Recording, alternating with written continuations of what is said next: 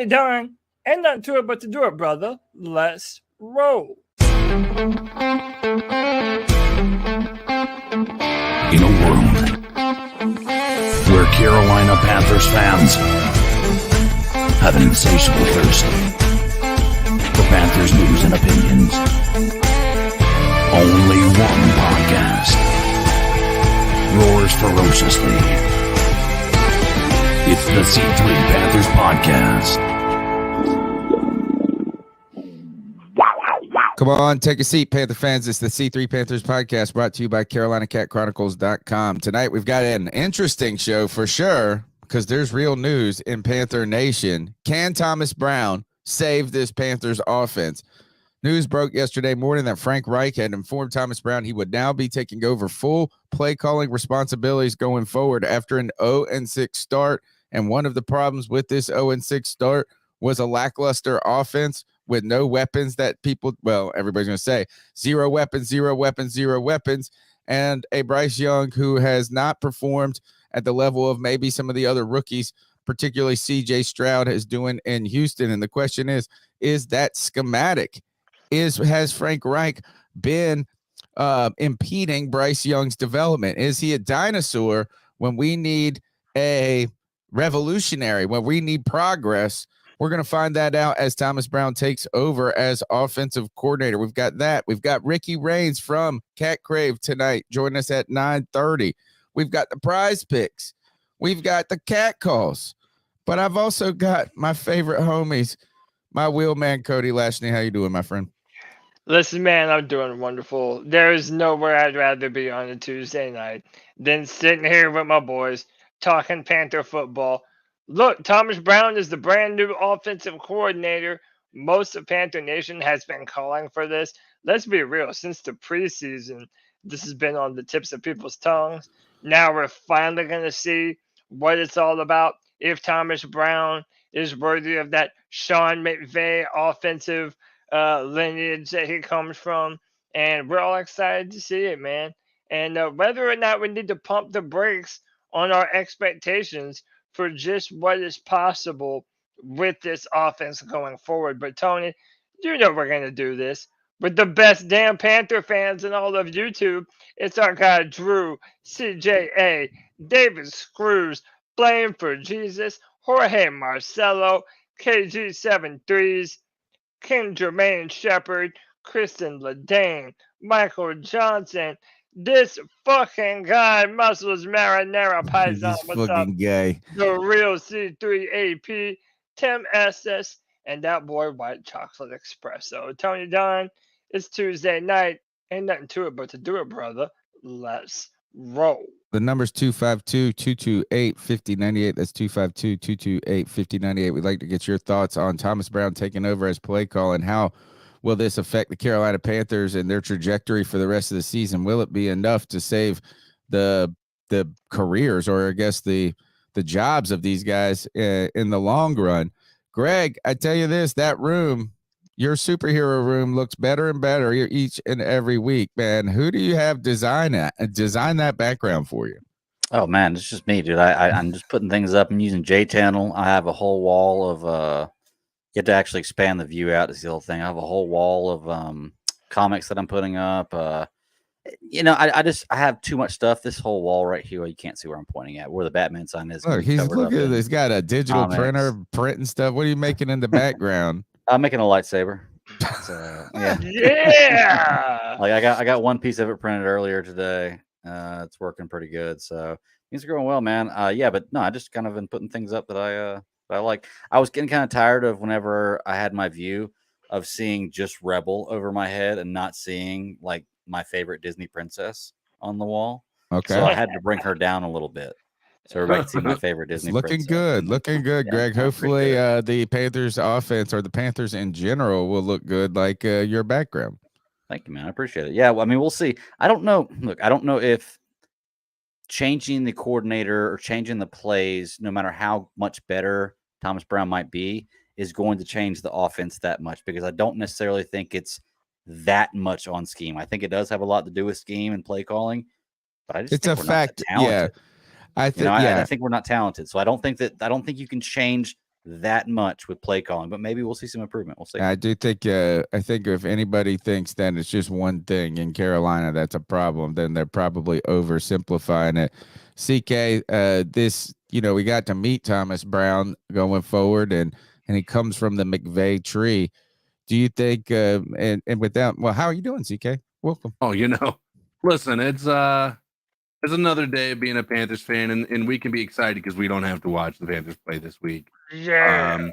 And I think it's an interesting thing to have this happen at this point in time. And I don't blame the decision to do this at this point in time because the game, obviously hasn't been working out very well that they've been playing up to this point.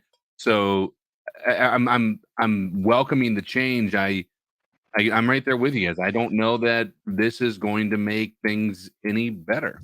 I guess what is better, right, is better just looking at continued. I mean, look, if the offense gets better, we're moving the ball a little bit more. Bryce Young looks more comfortable. We see some ways of getting him maybe in space and throwing the ball downfield and saying maybe the better makes us feel better. I don't know if better necessarily translates into reeling off 7 wins. Right.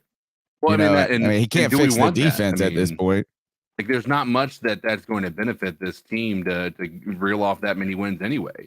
It's a sad truth that we have to realize at this point in time is, we're not really fighting for anything. I know we're not mathematically removed from contention. Only 3 games back in the division. Dude, like 3 games and having lost You're right, to 2 of those division rivals already. How crazy is that? 3 games back, and we're the highest scoring point. I think I saw this. Yeah, we have the most points scored of any team in the NFC South, and I think we're like number 12 or 13 total in all the NFL.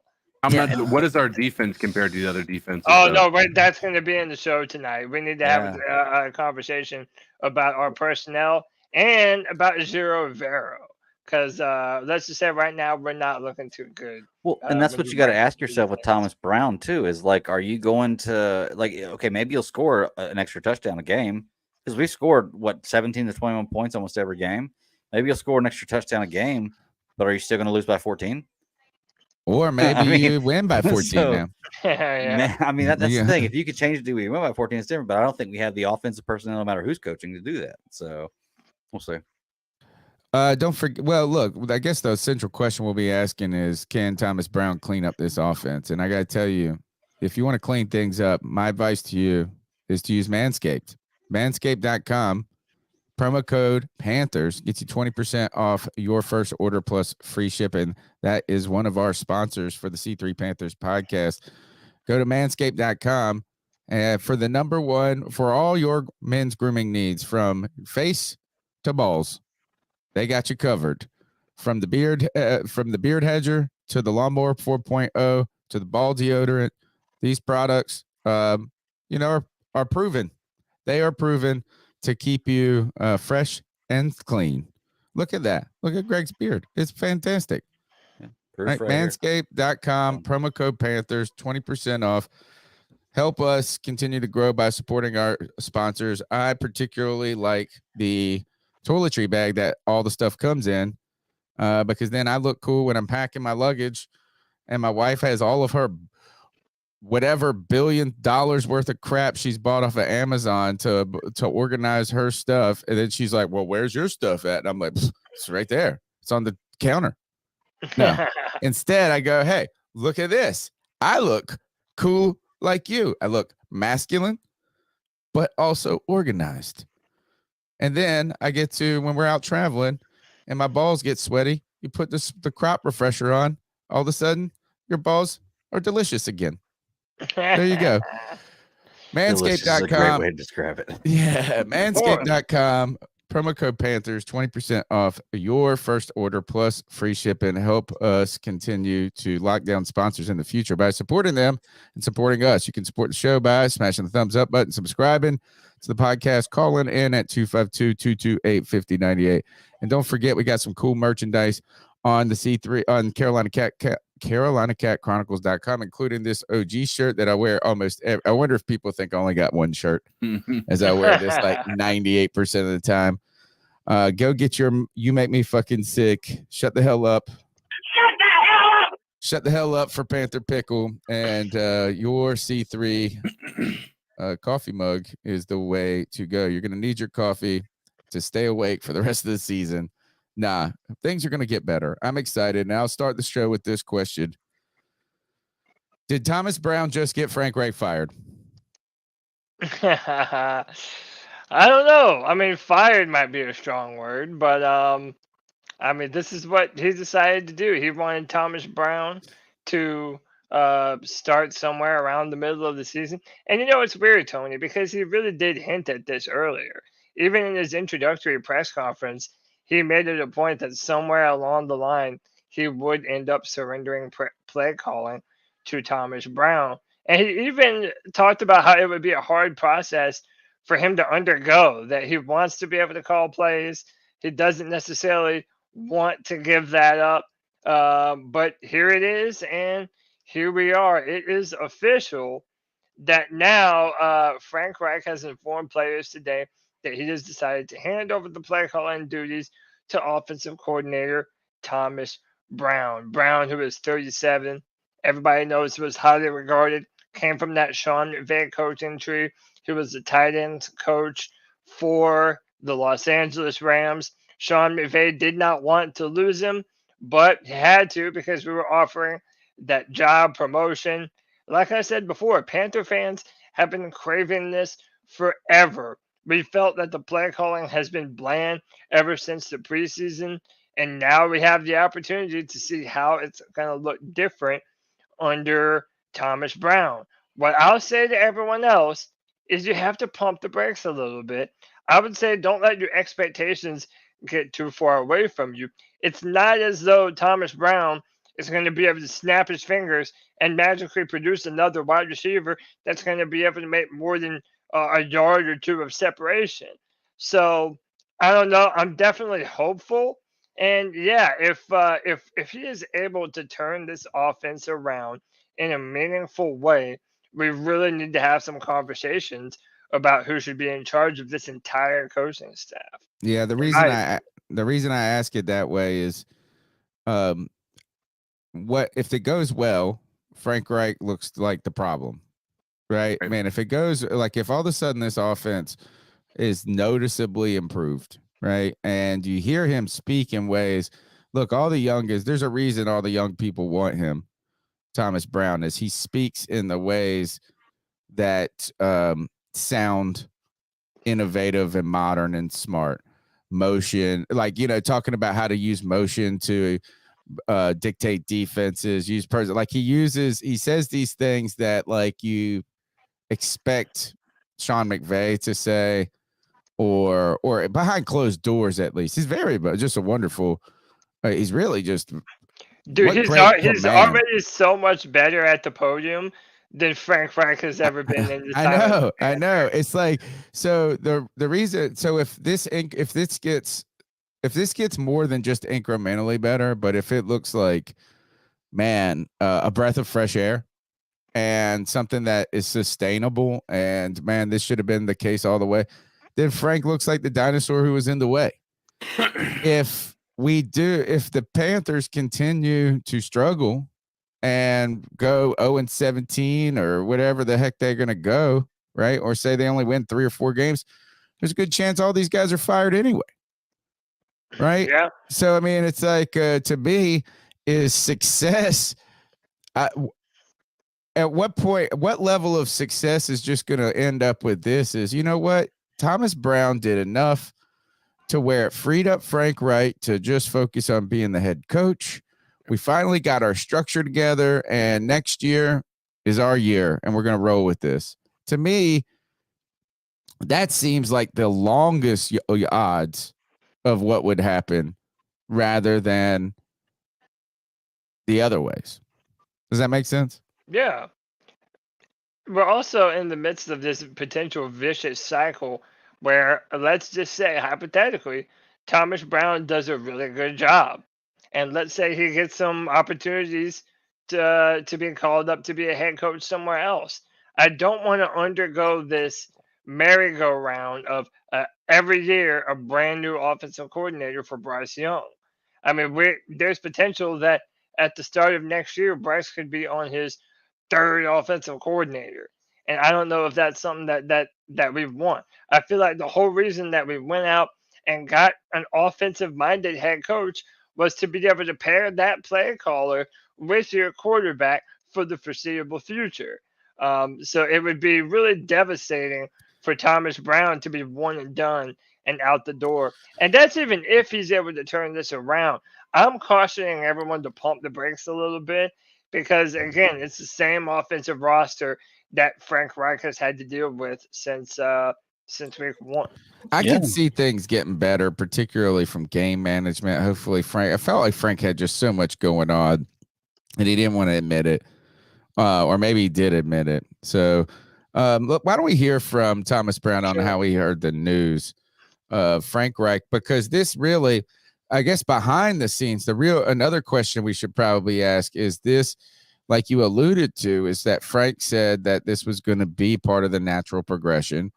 But then he also didn't want to do it early on. And it only happened after it happened with this 0-6 start. So if they started out 6-0, do you think he was going to be giving up the plays? Or if they were 3-3, right? And then it did happen at 6:30 in the morning on Monday. So I guess he didn't have time to meet with Tepper. But then was this Tepper meddling and forcing his hand, or was he just backed into the corner? Let's hear from Frank Reich or from Thomas Brown about Frank Reich informing him he would be the full-time play caller going forward.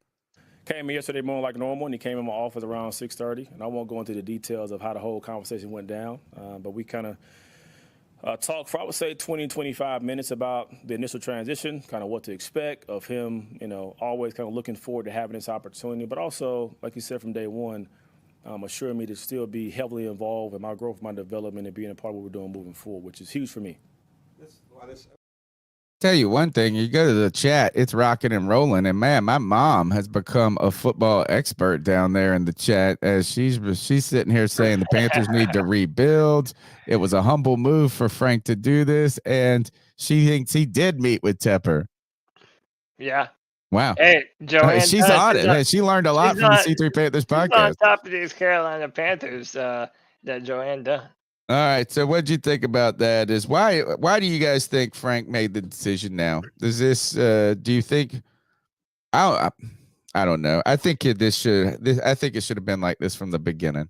I think Frank Reich should have been the head coach. I think he brought in an offensive coordinator. He should have tutored him and said, "Look, we're maybe easing him in, and so like I'll be monitored and be more heavily involved." But I've been saying this on the podcast now. This is just egg on Frank Reich's face. Yeah. It's like easier to take the play calling away from Thomas Brown than it is to say, hey, I'm the old guy. Here, let me hand it to the young guy who makes less money than me. I'll let CK and Greg jump in. Greg, you go ahead, man. You're muted.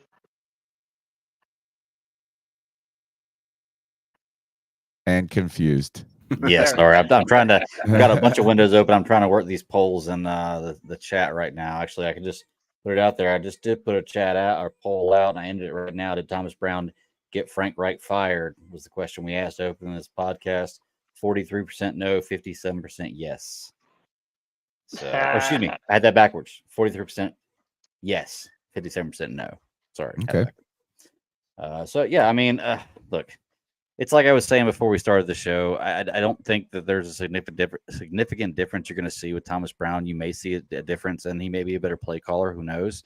But I think when you're dealing with subpar talent, the coaching is kind of to a point is irrelevant. Like you can coach up subpar talent to a certain extent, and then you're gonna squeeze all the juice out you can. I'm not saying that we have already, but maybe we have it. I get Frank Reich giving up the play calling ability. Like I said before the show, I feel like we're not giving Frank Reich a leash long enough. I think the blame more goes on Scott Fitter. I'm kind of getting away from the question here. I'm sorry. but I just feel like Frank Reich needs a longer leash. We gave Matt Rhule What, beyond a year?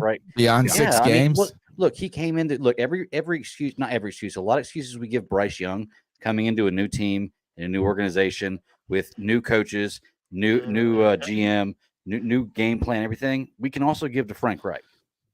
Along So with do you having think a rookie he should quarterback remain that's the undersized. Panthers? Do you think he should remain the Panthers coach beyond this year? Yes. No matter what happens, I think beyond this year, at least one more year you should give him.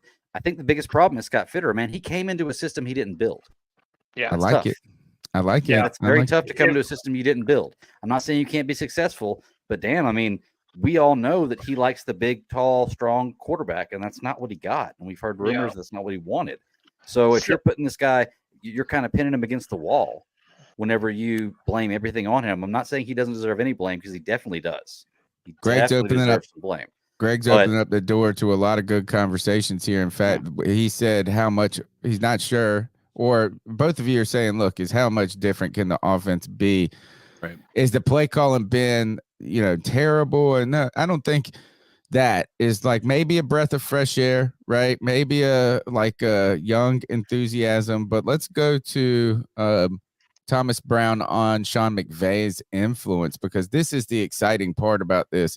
Is that an offense that always seems to be cooking with anybody, whether it be Todd Gurley in a running game at one point, Jared Goff to, well, now it's Cooper Kupp and Matthew Stafford. But this is the McVay offense has always been at least exciting to the mind of football fans. And I think it goes back to that one football game. I don't know if it was a Thursday night game or remember when they scored, it was like 58-48. Yeah, it was or something. the Rams and the Chiefs. It was a Monday night football game. I think that kind of a lot of this, the kind of lore of that stems from that moment in this case. But that's where people are saying, look, is this is a philosophical difference though, in the way to prepare, the way to attack defenses.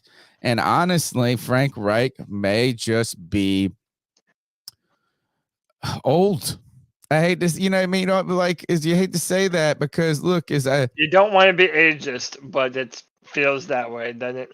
It's like, there's a lot of coaches doing a lot. Look, Ben Johnson, man, that's the guy. I wish we would have gotten that. Yeah, he's the belle of the ball right now. Yeah. I mean, did you see the Lions? They had a direct snap between Goff's legs. Was that against us? That was against us. Probably. Whenever someone is making someone look dumb, it's normal. It always is us. So Goff is out there doing this. He's out there doing this, and they snapped it through his legs to the running back. I think it was against us, dude. And it was like, how do you even think of that? All right, guys, this is what we're going to do. You're going to go antler, legs wide open. Boom. We're going to hit them. That's actually fun. But let's hear about some of that innovation and influence from Sean McVay. Again, that's a hypothetical for the future to kind of be determined. But again, I've had a ton of respect for Sean McVay. He's one of the best and brightest minds I've ever been a part of. But we are different. So the way we kind of see the game and activate the game will be different as well. But I've definitely learned from him about how you attack defenses using kind of formation variation, formation marriage, motion adjustment. So that kind of continue to be a part of what we do moving forward. That's the language. That's the language that all the Twitter football people and us, I should put us in that are going to love. It's like, it's that motion marriage, matching marriage. Like, I'm like, oh my God, this guy, he's speaking football. He's speaking football. I mean, listen, I'm not going to tell any Panther fan that they don't have the right to be excited. I mean, dude, we're 0-6. It's like, at this point, you have to take anything that you can get. A lot of people have felt very bad about Frank Reich's play calling.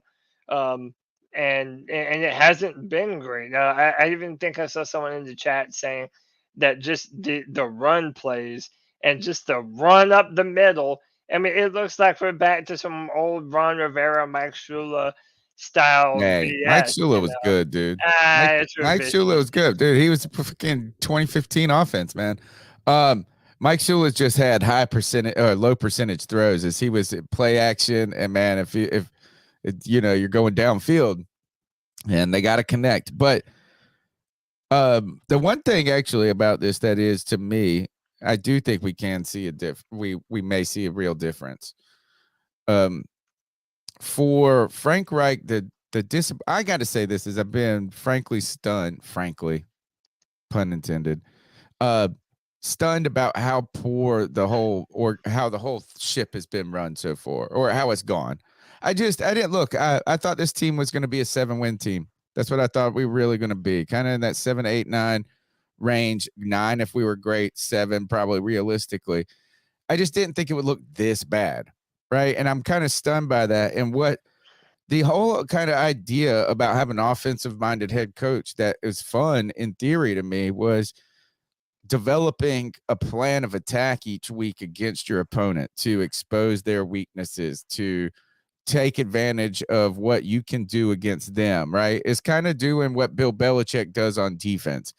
Bill Belichick takes away that one thing from you, and he makes you fight left-handed against them, right? I thought, man, is like having this offensive genius wonder staff to do this, but it looked like we were calling the plays just based on like kind of theory rather than like what the other team is weak at, what we're good at. It didn't really look like it was suited to maximize the most out of even with a team that lacked talent. And you can manufacture offense. You can't manufacture defense, but you can manufacture offense. So I think maybe Thomas Brown gives us that opportunity to have that more focused attack where you're like, look, I mean, what he just said right there was about attacking teams' weaknesses. Yeah. And I hope it makes us more multiple as well. Listen, I know there have been some concerns amongst the fan base with Bryce Young throwing the deep ball. Now, a lot of people put that on wide receivers, that we don't necessarily have the deep threats, although there have been some plays that Bryce has missed on some of those deep passes.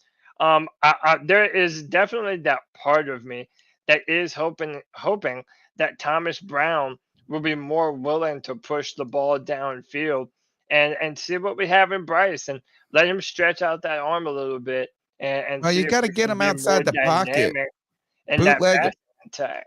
bootleg him out a little, get him out some space so he can see some things downfield. By the way, speaking of Bryce Young, let's go to Thomas Brown on Young as his quarterback.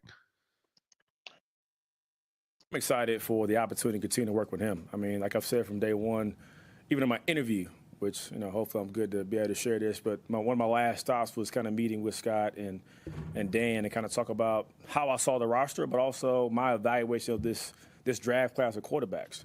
And I told Bryce this yesterday when we had a kind of a sit-down meeting with us one-on-one to just talk about moving forward, my expectations and what he kind of expects from me in this kind of new role as a play caller. But I mentioned him as being the number one guy on the board then, just thinking about from the standpoint of what I saw from him on tape and kind of just continue to grow from there once you had an opportunity to get on the road and meet with them and interview them and obviously watch them kind of throw from a pro day standpoint. But my role from a standpoint of being a coordinator is to elevate all of our players, to put them in the best spot to be successful. It obviously includes Bryce as well. See yourself going. Bryce Young, his QB1. So yeah, and can I give you my theory on this, right? Sure. So obviously there have been the multiple, quote unquote conspiracies that David Tepper was the one who wanted Bryce Young and that the coaching staff didn't necessarily. And word gets out to players. Like, players don't live in a box. They have access to social media.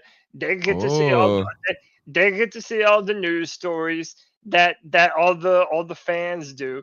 So part of it to me, which I think is great on behalf of Thomas Brown, is going to Bryce and saying, look, man, I don't know what you've heard or what you've been hearing, but you were by far my number one quarterback. And to me, that's a vote of confidence in your especially offensive coordinator publicly, and to come out publicly to do it. 100%. It seems. I'm not saying it's not genuine too. I'm certain that Thomas Brown had Bryce as his number one, but the fact that he's able to come out and say that and give him a vote of confidence, I think that's more giving to Bryce and saying to Bryce, hey, you're our guy. You're the dude that we believe in, and we want you to know that we believe in you going forward. And Sit- What's he gonna say otherwise? Like, do you really go out there, expect him to I go out hear there and be you. like, honestly, man, like Bryce, you were top 2 or 3 on my board, but I really wanted CJ Stroud, or I really want like he Well- can't go out there and say anything else. This is complete. I get it. I'm not saying it's not heartfelt, but what else are you gonna say? Maybe it I- was I- Can't go out there and intentional, say though, anything as else other Cody than is this. saying. It's Yes, Bryce, my guy, intentional you gotta to. say Right. that. Whether it is or isn't true, Greg, to be honest, we'll never know. And you're right. If it isn't true, he would never come out and say otherwise. But right now, that's his quarterback. So if it Right. is if it is or isn't true, the fact that he's coming out giving a public vote of confidence to his player, to the world, I think that also echoes that people inside the organization have also heard the plethora of rumors now, and it has been made public that potentially the staff didn't want Bryce. So again, it's a vote of confidence in the quarterback. We're getting ready to go to a guest here, but I want to make sure we read our super chats first. David Cruz with the $2. Shout out to Cody and the C3 fam. Appreciate you, David. The stats with the $5 says actually if we spend more time running the ball and chewing clock, it would reduce the time their offense has to score points. And our man Anthony says Thomas Brown calling plays was my 21st birthday gift. Shout out to Anthony, man. Happy birthday, brother. Panther fans, stick around. We've got Ricky Reigns in just 1 second from Cat Crave. We've got prize picks coming down the line, but I need to remind. Oh, we've got your cat calls at 252-228-5098. But I got to remind you, the C3 Panthers podcast is sponsored by CalderaLab.com. Caldera Lab products are specialized in men's facial care. I tell you this, it's a twice-a-day skin regimen. There are 4 parts that you can do to make sure that you are taking care of yourself, looking good, feeling good. Hopefully, like the Panthers offense will, under the leadership of Thomas Brown. In the morning, you wake up, 1 pump from the cleanse. You wash your face with this cleansing product, man. I tell you this is it helped me get rid of my blackheads. I'm an Italian. I'm part Sicilian. So I got that greasy, that Goomba grease that builds up, man. It helps. It's helped me. But the problem is when you got to try to get rid of those natural oils, sometimes your face gets dried out. You got a wonderful lotion that then you follow up this cleansing product with. And man, I tell you right away, your skin feels healthier and fresher from the beginning. It's fighting those wrinkles, fighting the aging process. And bro, you're going to be aging throughout this season. Caldera Lab products are for you. If you want to fight the effects of being a Panther fan wearing on your face. I'm telling you, I've been using this product now for 2 months. I can't speak enough about it. I told you this in the last show. I would not speak beyond just the read if I didn't truly enjoy and like the product. You put the nighttime serum on, you put the under eye product on, and you're going to fight the fate of being a Panther fan by using Caldera Lab products. Go to calderalab.com/C3. You get 20% off your order. Make sure you use that promo code or /C3. calderalab.com/C3 gets you that 20% off. You're going to want it because anything good in life costs a little loot. So go help us. You know what, guys? Treat yourself. Treat yourself this October, November coming up. Maybe buy it for yourself for Christmas. Ladies, if you're listening, help your men look younger, fresher, like the Panthers hopefully will under Thomas Brown. CalderaLab.com/C3. All right, let's welcome in Ricky Reigns from catcrave.com, contributor there, and really fan favorite among the C3 Panthers podcast. Last time he came on the show, tons and tons of good feedback. Welcome back to the show, Ricky Reigns. How you doing? Good, man. Hey, thanks for having me back. You know, I didn't have it on my bingo card to start the night that I was gonna end up wanting a brand new like skin regiment after listening to the show. But you sold the hell out of that, man. I'm in. Caldera, give me a call. Let's do something, man. Nice. I like it. Man, hey, it's like I could sell a lot of things on this show. I'm not a salesman, but when it comes to this podcast, I love to talk. So here we go. I mean, look, I think you're a good enough salesman that if this doesn't work out, you can get a job as the Nebraska football head coach. You know what I mean? I feel guilty about this, Ricky, is that I saw there's 2 speeches floating around recently from Matt Rhule, and I don't hate them. Yeah, me neither. Doesn't that suck? Because I really wanted to hate him. Like when I saw his face in the still frame of the thumbnail, I was like, oh man, I can't wait to hate this. Like I can't wait to come up with some sort of We're gonna fight. We're gonna fight. I'm like, God. He said if you die, you die. And I'm just like, shit, this might be the first time that I've ever actually bought into Matt Rhule, and he's not even doing anything that involves me. But maybe it's just nice because we're from a distance, so we can look at it that it doesn't actually affect us when they come out and lay an egg anyways. I don't like to say nice things about Matt Rhule, but hey, if you want to go back and watch that speech and find a flaw in it, in the beginning, he's got his hand on his hip like an old lady. So that's the one thing I could point to. All right. It's like, here's my little teapot stance. Yeah, exactly. All right. So, Ricky, we just learned that Thomas Brown will be taking over the play caller for the Carolina Panthers. What do you think about this? Yeah, look, I think that at some point we had to look at this situation with the offense and the way that it's got out to this slow start. Recognizing that this was always the plan of getting better throughout the year, that's the first part, right? Like we were never supposed to start as good as we were going to be with this roster and this team this season. The problem is that we started way worse than I think anyone anticipated us doing. That's exactly right. But the change is a necessary thing. And I know that Frank alluded to it earlier in the season, even before the season started, saying, that at some point they would reassess and see if that was a necessary thing. I think it just became very apparent that Frank either is incapable or did not want to adjust the majority of what he liked to do on offense. But I think that there were so many flashes from Bryce Young and even from the running game to an extent that they knew that they had to make a change if they wanted to see if these pieces in place were going to be able to be developed and work. So what they're doing right now is a necessary thing for the long term as well as the immediate future. And it's the best time to do it because of the extra time in between for added preparation and implementing new things. You know what I mean?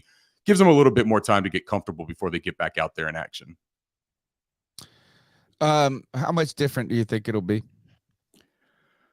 Man, that's really tough to say. And because, the only thing that we really have to go off of as far as Thomas Brown and his coordinating abilities is his time with the Miami Hurricanes in 2016 to 2018. That's the only time that he's actually been an offensive coordinator.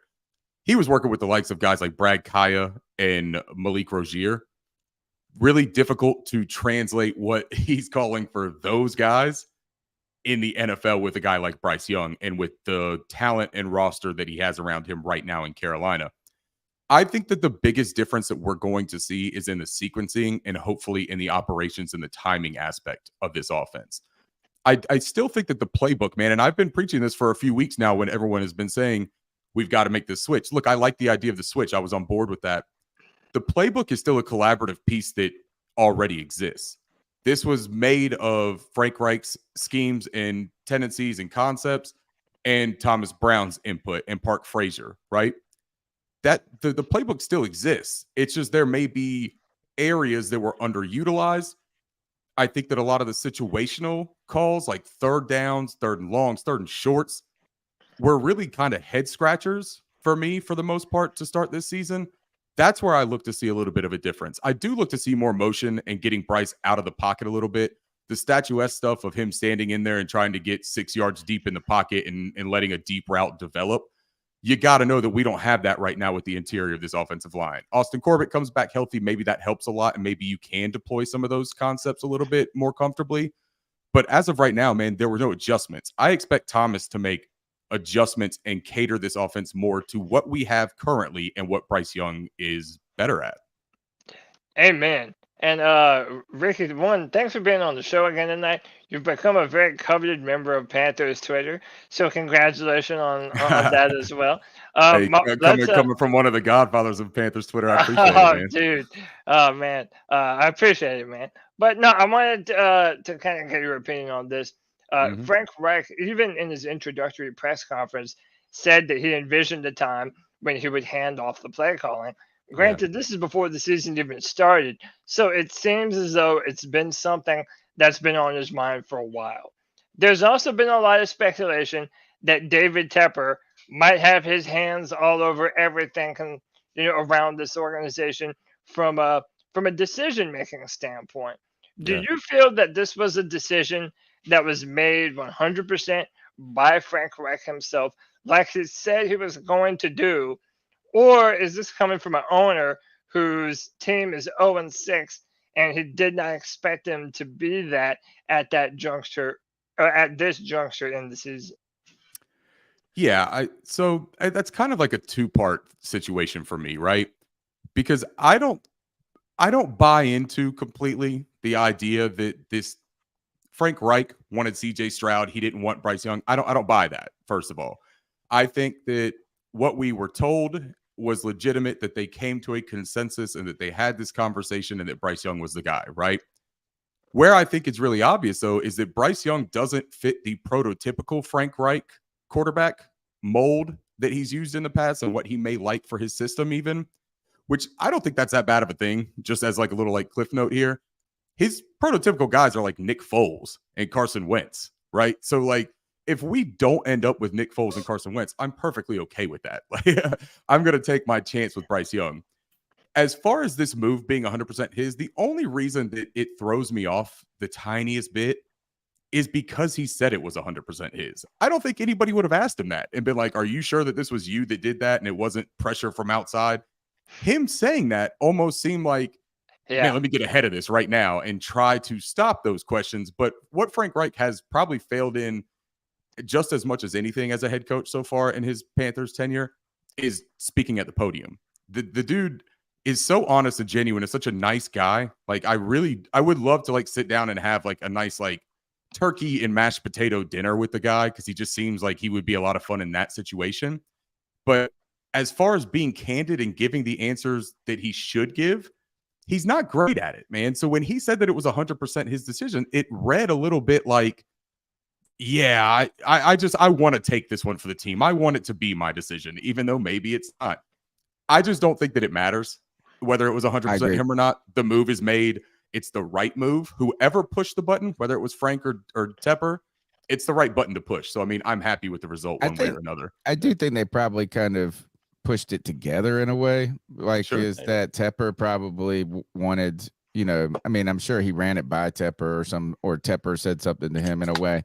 But I think Frank Reich, I think more of the question is not did Tepper make him do this, is did Frank Reich do this because he's just back against the wall at this point? And it seems like it, right? Yeah, because I know that they said, look, we're going to get Thomas Brown involved and we're going to ease him in. But if this team, again, if we were 5-1, does Frank Reich go, this is the time to give it over to Thomas Brown? I felt like this is a look, is that maybe it's the bye week. Maybe they were targeting the bye week the entire time. It doesn't feel that way. It feels like this is like we got to do something. Something has to be done because this is a disaster. And Ricky, I just think that from the beginning, I think it just would have been wiser if Frank came in and had Thomas Brown as the play caller from the beginning. And that way, if it was too much for him or a little bit, they could have eased him out. Frank could have like helped mentor him in. Yeah. To me, this makes Frank look inconsequential. Yeah. Yeah. And so there's a good way of wording it, because you said you're not sure that it was always the plan for the bye week, right? But there was this built-in security net of the bye week because of the added preparation that when they looked at it and they looked at that schedule, they could sit there and say, if shit hits a fan, if it all goes bad, and we are really, really bad out of the gate here, we've got an early bye that we can make some adjustments. The fans will be asking for it. They know look, man, it's part of the game. I'm not saying that fans make any decisions. We don't. Like everything that we say is just water cooler talk amongst ourselves, right? But they hear it. It's not something that goes silently. I mean, you got to give an offering sometimes. You have to, man. And like part of this business is the business aspect. And if you have unhappy fans and they're not filling seats, they're not buying merchandise, and they're all just negative all the time, you have to do something to appease that and change that, right? So I think that they looked at that schedule and knew that if everything went as badly as it could, they've got a built-in time frame right there that they can say, well, let's make an adjustment. And that's the question that you asked earlier, and the question that I'm not 100% sure of, how much of a change is it? I just think that if there's any buy-in from the players, that might be enough to even run this like 85% of the same stuff on the field with a different energy and different approach from the players, man. Because like different there was timing, just maybe timing. Just everything is a little bit different, coming from a different voice with different energy. I just think it's a necessary move, man. Yeah. Greg, go ahead, buddy. Okay. Yeah. Hey, Ricky, man. It's Greg. I got a quick question okay. for you. You know, we're talking about this being the right choice, putting Thomas Brown and his offensive coordinator. It very well may be. My only issue is, like, I believe the problem with the Carolina Panthers is more on player talent than it is on coaching. I'm not absolving coaching by any means, and it does take a healthy portion of this blame. So when we talk about Thomas Brown being better, I'm wondering, is it scoring one more touchdown and losing by 14 points instead of 21? Like, are we considering that better? And furthermore, people are talking about fears of, well, Thomas Brown's going to come in and do well as an offensive coordinator. He's going to get hired as a head coach next year, and Bryce will have 3 offensive coordinators. Is there anything Thomas Brown can do with this team, you think, that would put him in a position for somebody to want to hire him as head coach next year? Because I don't think there is.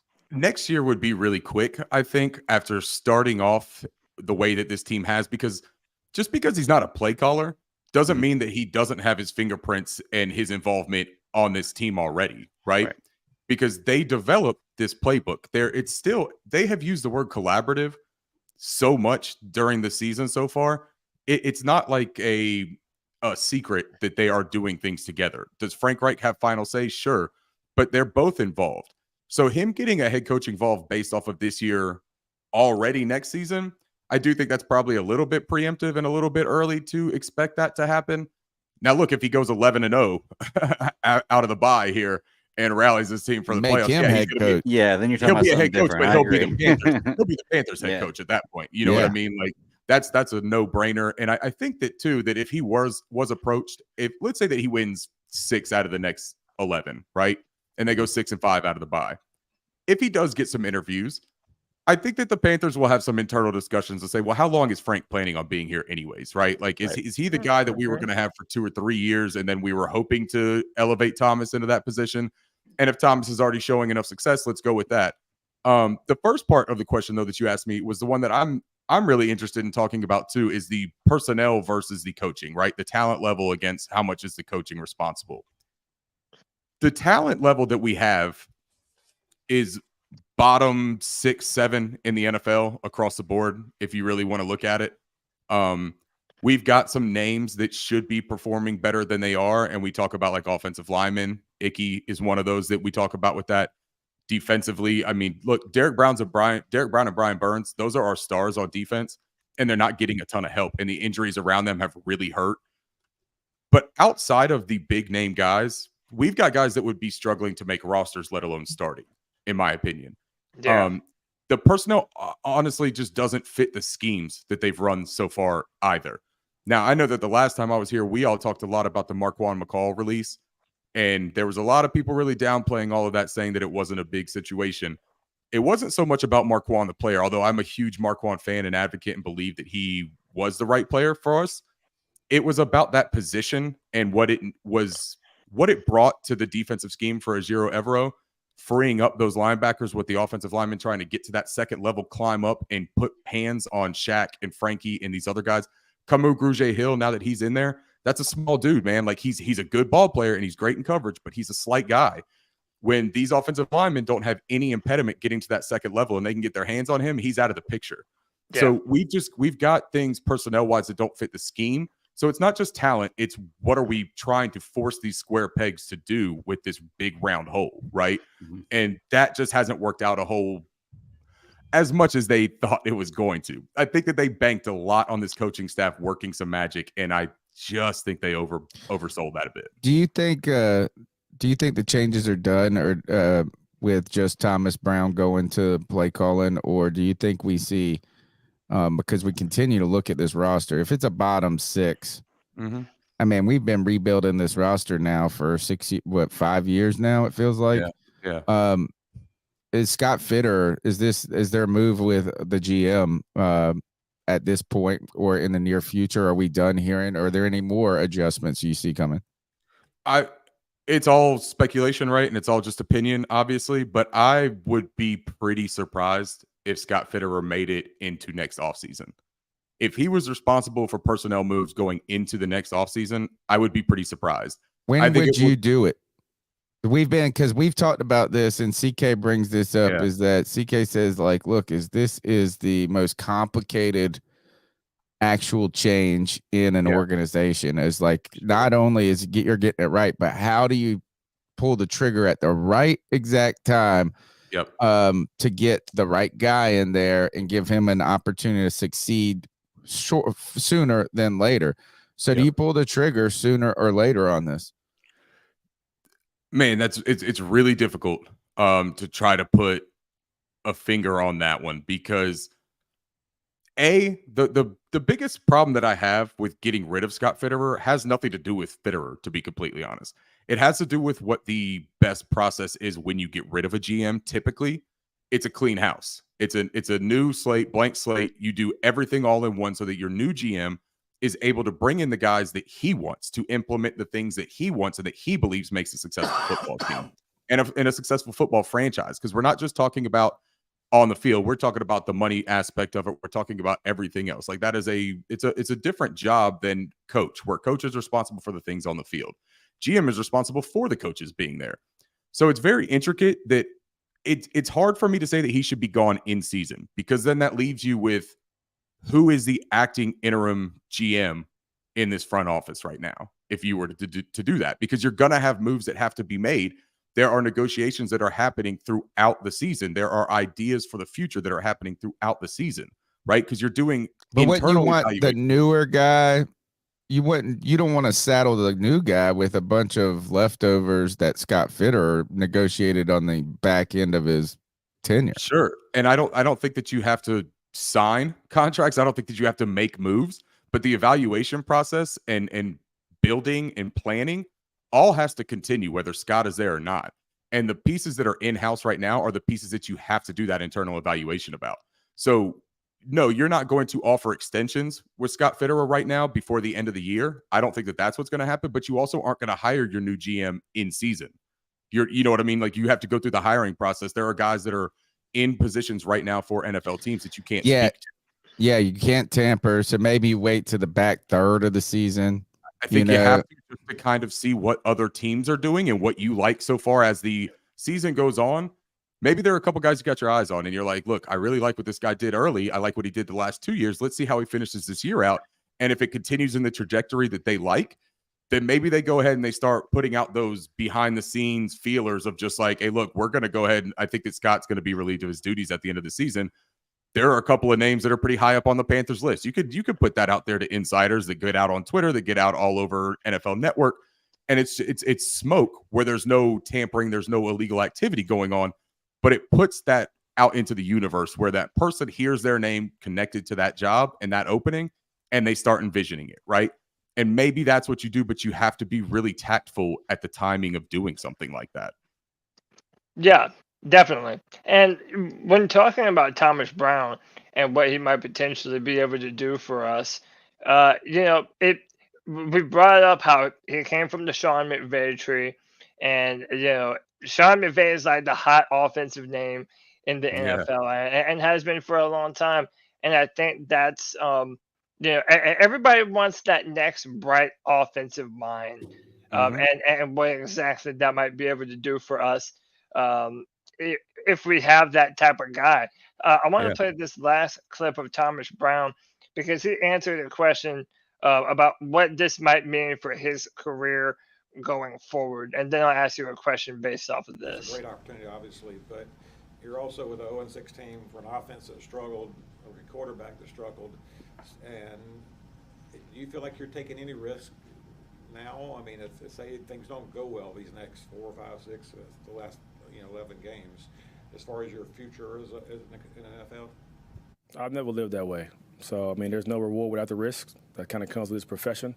And I've been, like I said, built and raised that way because I was raised by fighters. My parents are both fighters, so I don't back down from anything, anybody. So I think having an opportunity to, one, it's not a one-man show by myself anyway, but to collaborate with the rest of the staff and take it head on has always been my mentality. And, I mean, the older I get, and I'm still, I would guess, consider myself to be relatively young, but the older I get, I think about, fear and faith both only exist in the future. And I think it's easy to be able to lean into the fears of what if, what could go wrong, but also I kind of had the mindset of the kind of proactive approach about having faith in our process and myself, who I've been built to be, but more importantly, who's around me. You said Fear and faith are both in the future. They haven't happened yet. So. both your parents were teachers. Oh yeah. So I mean, my father was a pastor, and is now a bishop in the CME church, but he was over a school in Atlanta that kind of taught pastors how to become into that profession. So I mean, listen, the man doesn't lack for confidence, and I think that's why a lot of people are excited about what he can bring to this offense right now. But Yeah. what do you think Thomas Brown has an opportunity to actually be able to show in his time as the play caller? Because again, I kind of opened up tonight's show saying, I don't believe Thomas Brown is going to be able to snap his fingers and magically make another wide receiver that can get more separation than they have been. Yeah. And I don't want us to put too much on Thomas Brown, where now we're expecting this offense to look completely different, even though we have the same personnel.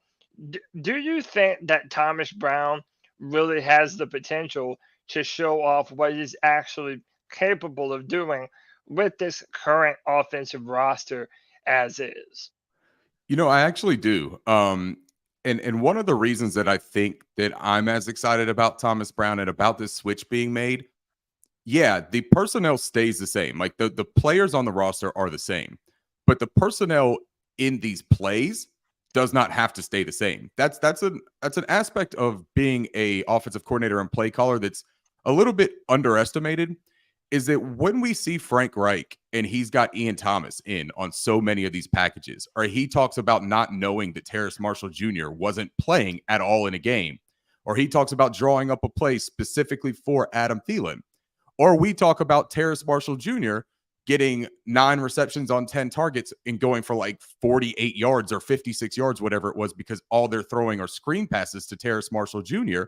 Although we saw what Terrace Marshall Jr. can do when he opens it up and he runs different kinds of routes and goes a little bit deep and you give him those jump ball opportunities. That's where I think that Thomas Brown has a instant ability to change the offense without having to change the players on the roster. Put in the correct personnel for the correct concepts. When we start running more 12 personnel, which I anticipate probably doing under Thomas Brown, you're going to see Hayden Hurst and Tommy Tremble, not just because Ian Thomas is on IR, but because Ian Thomas doesn't really do the things that Thomas Brown offensively would want him to do. You talk about being multiple, Cody. I heard you mention that earlier about the offense. That's one of the biggest aspects of the Sean McVay offense, right? And Thomas Brown did say that he's not coming here to be a clone of Sean McVay. He learned from him. He's going to implement certain technique and stuff like that from his offensive training under him. But this is his offense, and he's a ground-driven kind of guy. I think you can expect to see less inside zone type runs that Frank Reich, for some reason, fell in love with this year. And you can start seeing some variety in the run deployment. I think that you can start seeing Terrace Marshall Jr. being used in the way that Terrace Marshall Jr. is better suited for. You've got this Amir Smith-Marset kid, man. Yeah, no, look, Terrace has been very disappointing, but he also has been very underutilized, in my opinion, man. We almost don't know. But that's what's so frustrating, man. How do you not know when you had these big plans of him being a major part of the offense? And now all of a sudden it's like, shit, I completely forgot he didn't play because he was hurt 3 games ago. there's just a lot of things that didn't make a lot of sense. And I think that Thomas Brown seems to be more structured, seems to be more detail oriented. And that's where I think he can make an instant impact on this. And it's going to be pretty easy to contrast because of how bad we've looked and the obvious deficiencies that we felt on offense.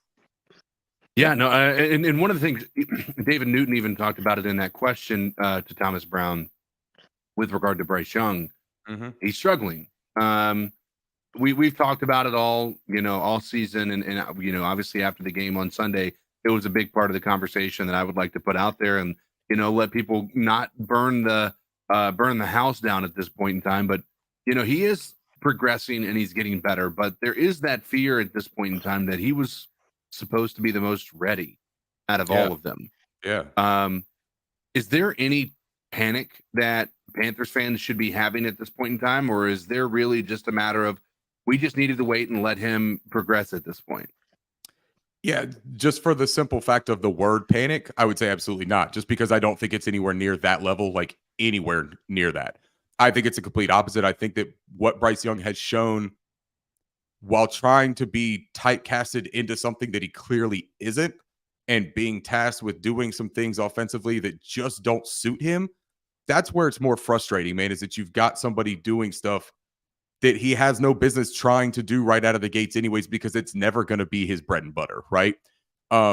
You talk about him progressing. He absolutely is progressing, man. And it's getting to the point now, man, where the flashes are almost more regular than the disappointing plays that you've seen from him.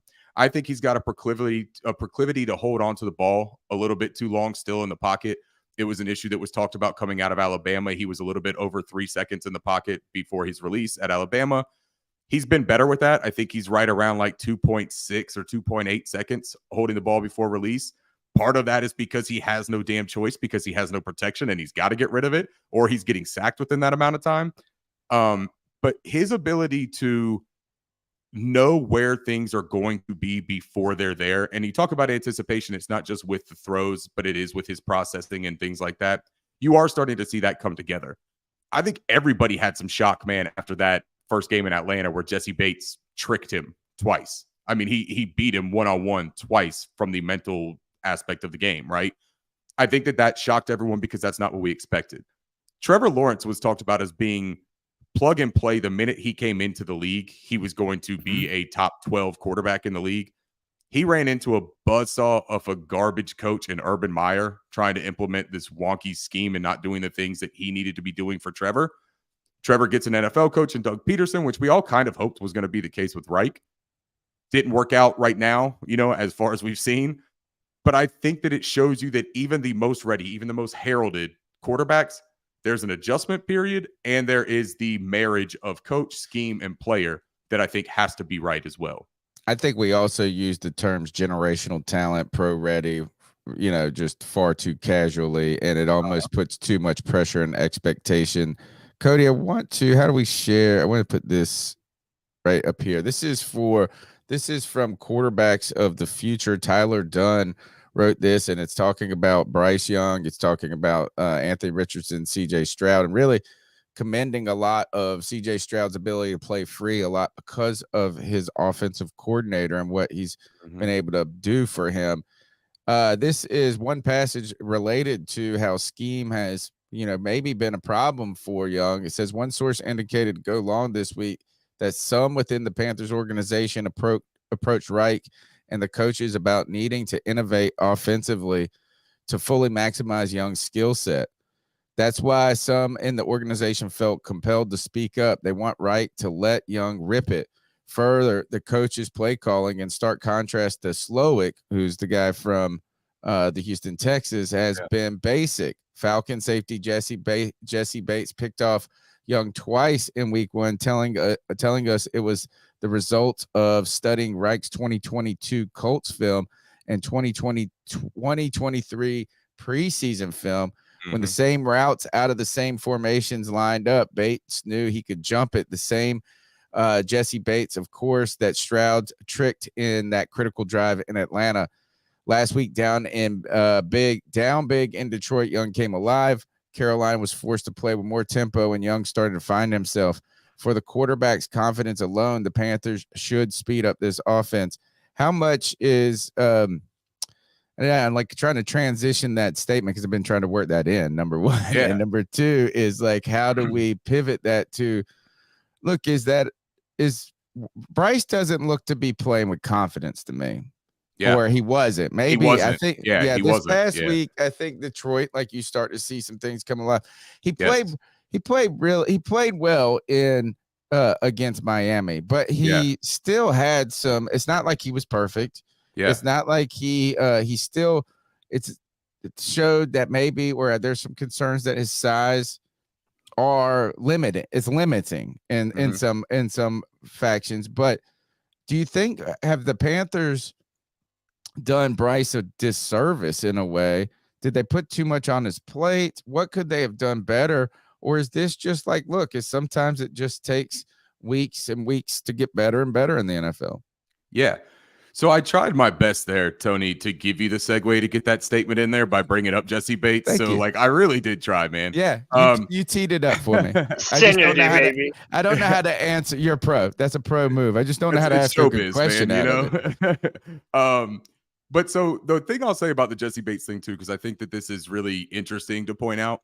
Stroud was remarkable in making that adjustment on his own, right? And his coaches had enough faith and trust in him to let him do that, and his teammates bought into him. That's an amazing thing, first of all.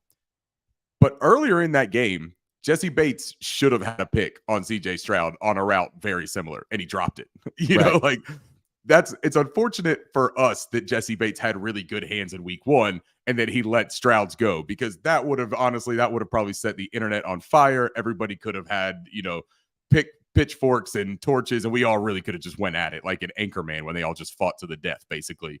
But the thing with the coaching in Bryce Young and what Frank Reich's system kind of was doing with him, Frank Reich's always been this, let me fall on the sword, right?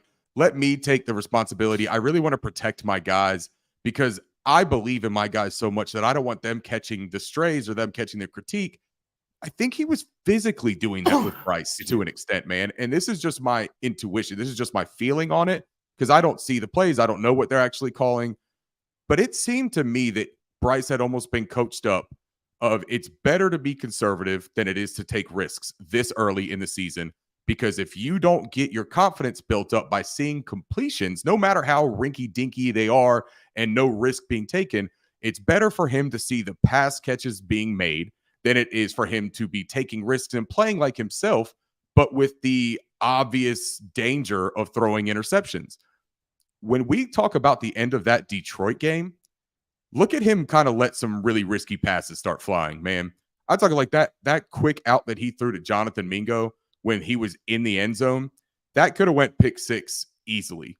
Yeah. But Bryce flung that thing in there with the confidence of a legitimate star quarterback in the NFL, right? We see those throws made by the guys like Josh Allen and Pat Mahomes, Jalen Hurts, even Joe Burrow. We see those made by those guys on a regular basis because they know they have to. You can't beat an NFL defense by only playing conservatively and making the passes you know you can complete. You got to give them reason to think that you can make every single throw out there on the field.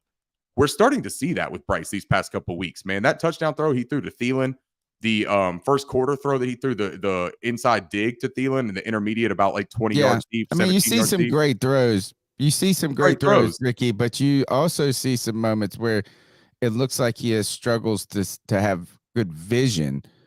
And it's not that when I say vision, not like his capability physically of him seeing it. Yeah. It's just like when the pocket gets closer to him, when it gets closer to him, those guys get incremental or substantially taller.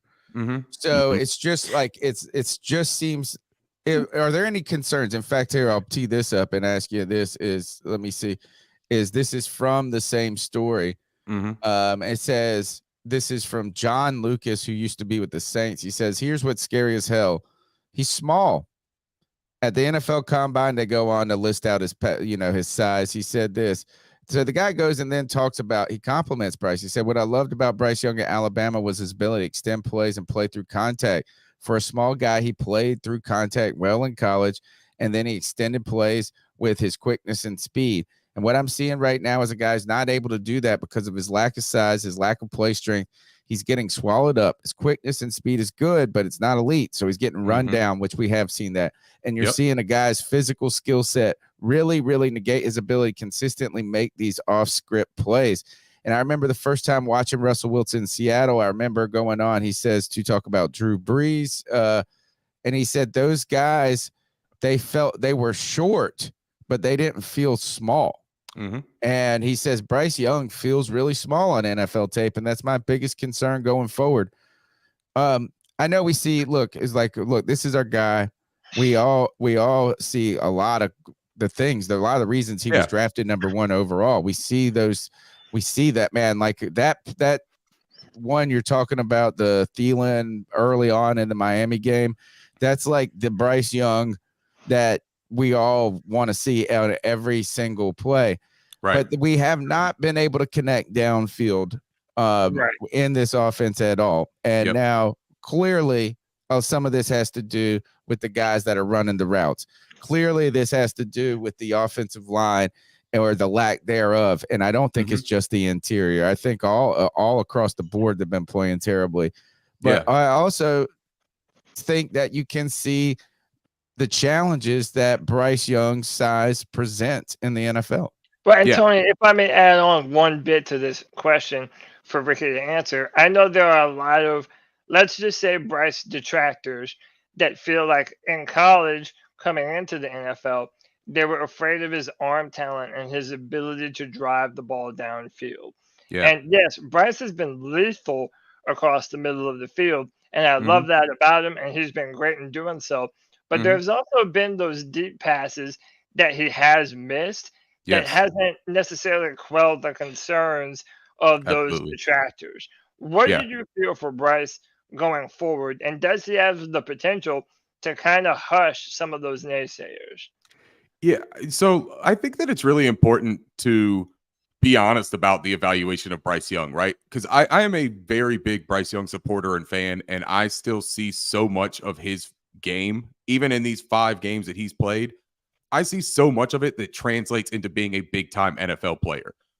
But I see the same thing that you're saying about these deep passes. I see the same thing as the limitations with his athleticism when he is being chased out of the pocket.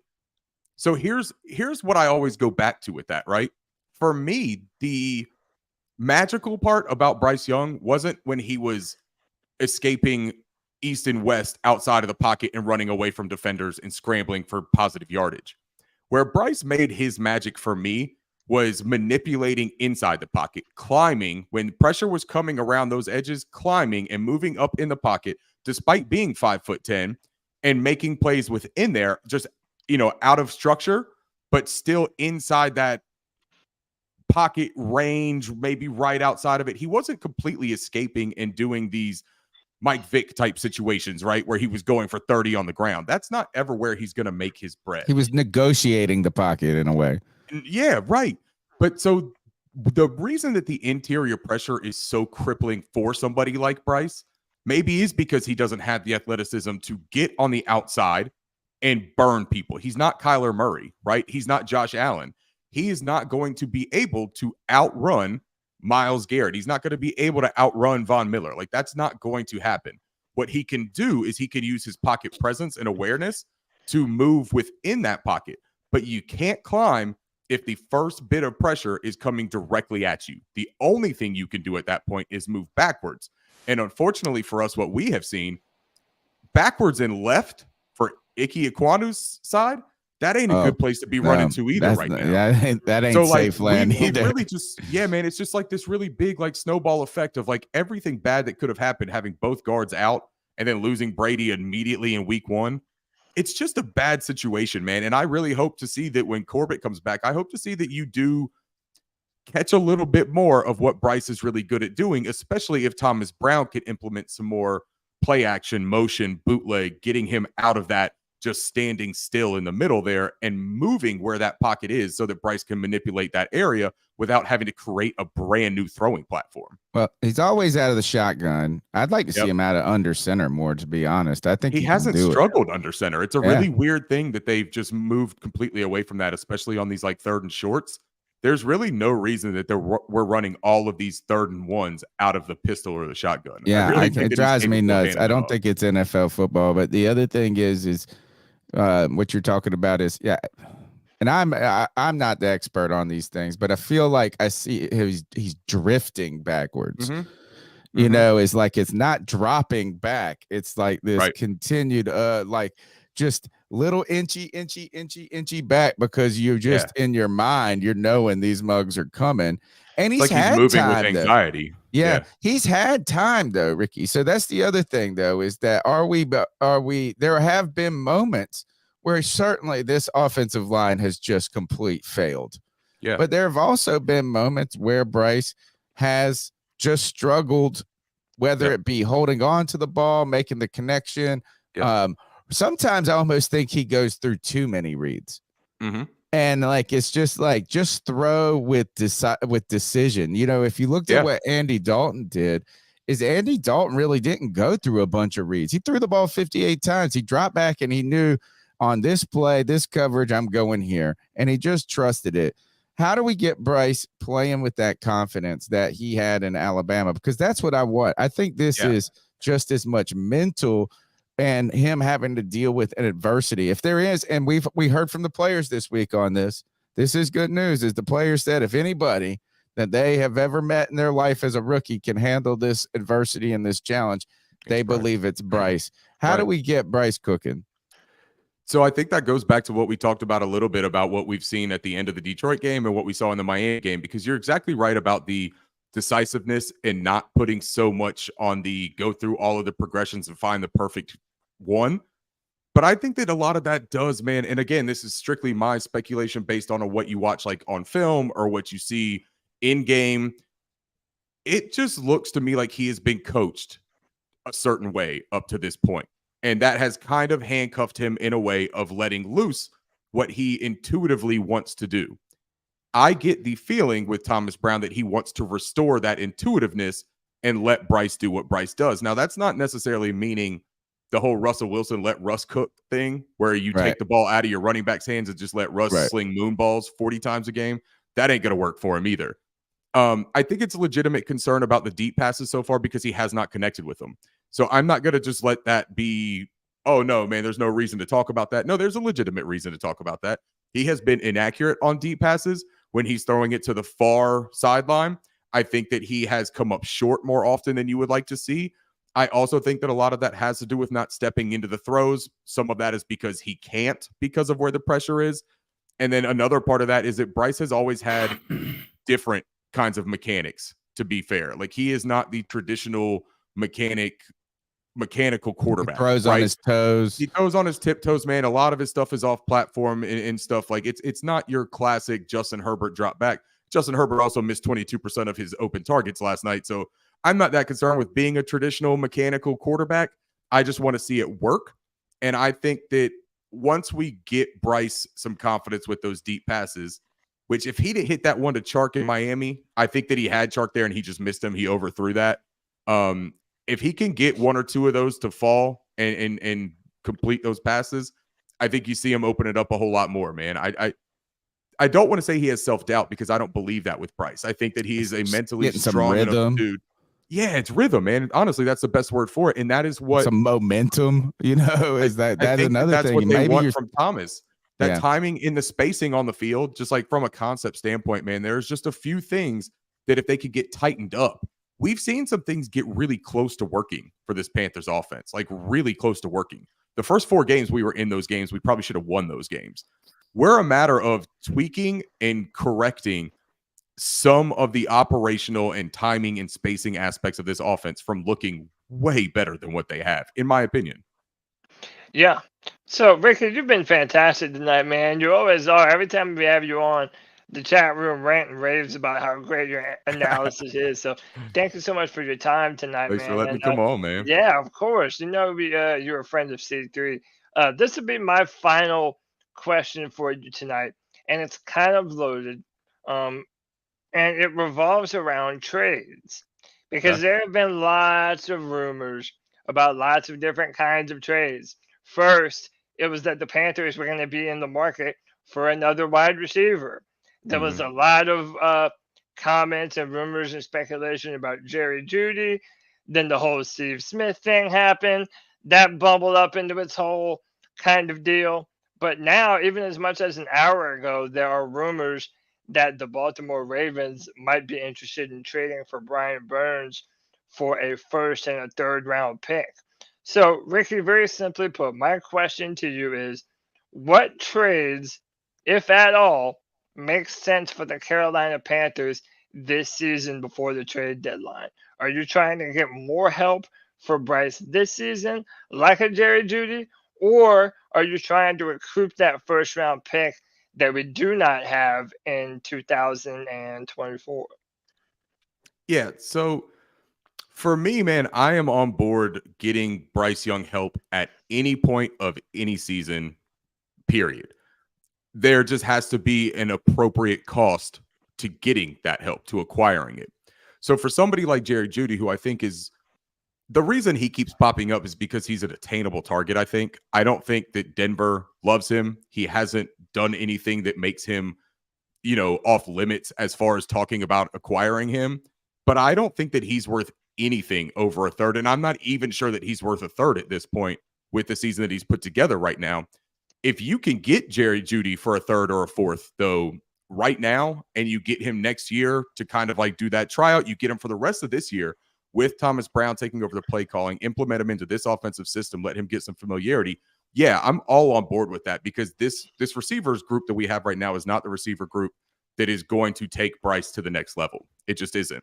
So you're going to have to put new talent into that group. As far as the other trades, though, Jeremy Chinn is the name that I think has to be moved. And that's because they're not using him. Evero spoke at the beginning of this season about how Chinn was just this weapon and that they didn't want to talk about exactly how they were going to use him, but that he was going to be all over the place and he was going to be all over the field and being used everywhere. I don't think that they have any idea what to do with him other than cover up his coverage deficiencies. I think that they are terrified of having him out there in space and playing some of these receivers and being the last line of defense, so they don't put him out there. That was why he didn't play in Miami, and when he got into the game in Miami, he got a pass interference at the goal line. It's just evident at this point that they don't have use for him. I don't think you yield a great return for Jeremy Chinn, but I think you can at least get a fourth or a fifth or something like that. Start building up some of that capital so that if you want to move back into the third or something like that, you put together some of these late rounds and you package back up. I'm not on board with getting rid of Brian Burns, man. I just think that he's a really, really good player, and that if you trade him away, you are going to immediately have to fill his position plus add somebody next to him. And we haven't been able to add anybody next to him for the entire time that he's been here outside of Hassan Reddick, who, look, that's a whole different ball game to talk about why he was gone, right? That's a whole nother incompetence that we can do another 30-minute segment on. That's not what we're going to do here. But I don't pay Brian Burns. Yes, that makes sense, right? Yeah. The idea of taking away arguably the best player on the defense, who has been the most consistent player on the defense over the past 4 or 5 years at a very premier position, right? That's but no one's arguing with that. Like, no one thinks that is a good idea to just like, we can. That actually is the argument for paying him, is it's just a hard position to replace, right? But at the same time, the money of what is going to be what was calling for 15% of the overall cap in that $28-30 million, and I know he's a very good player, but he's not Nick Bosa to me. Sure. And I don't think that he thinks that he's Nick Bosa. I don't think that he's asking for the $35 million a year. And also these numbers that we always go back and forth on, right? These are speculated numbers. None of this stuff is corroborated. Nobody has been able to confirm a single one of them yet. But let's do it anyways, and let's say 28 to 30 is the range, right? If it's 28 to 30, people will point to it and they'll say, well, Max Crosby gets paid less and Max Crosby is a better player.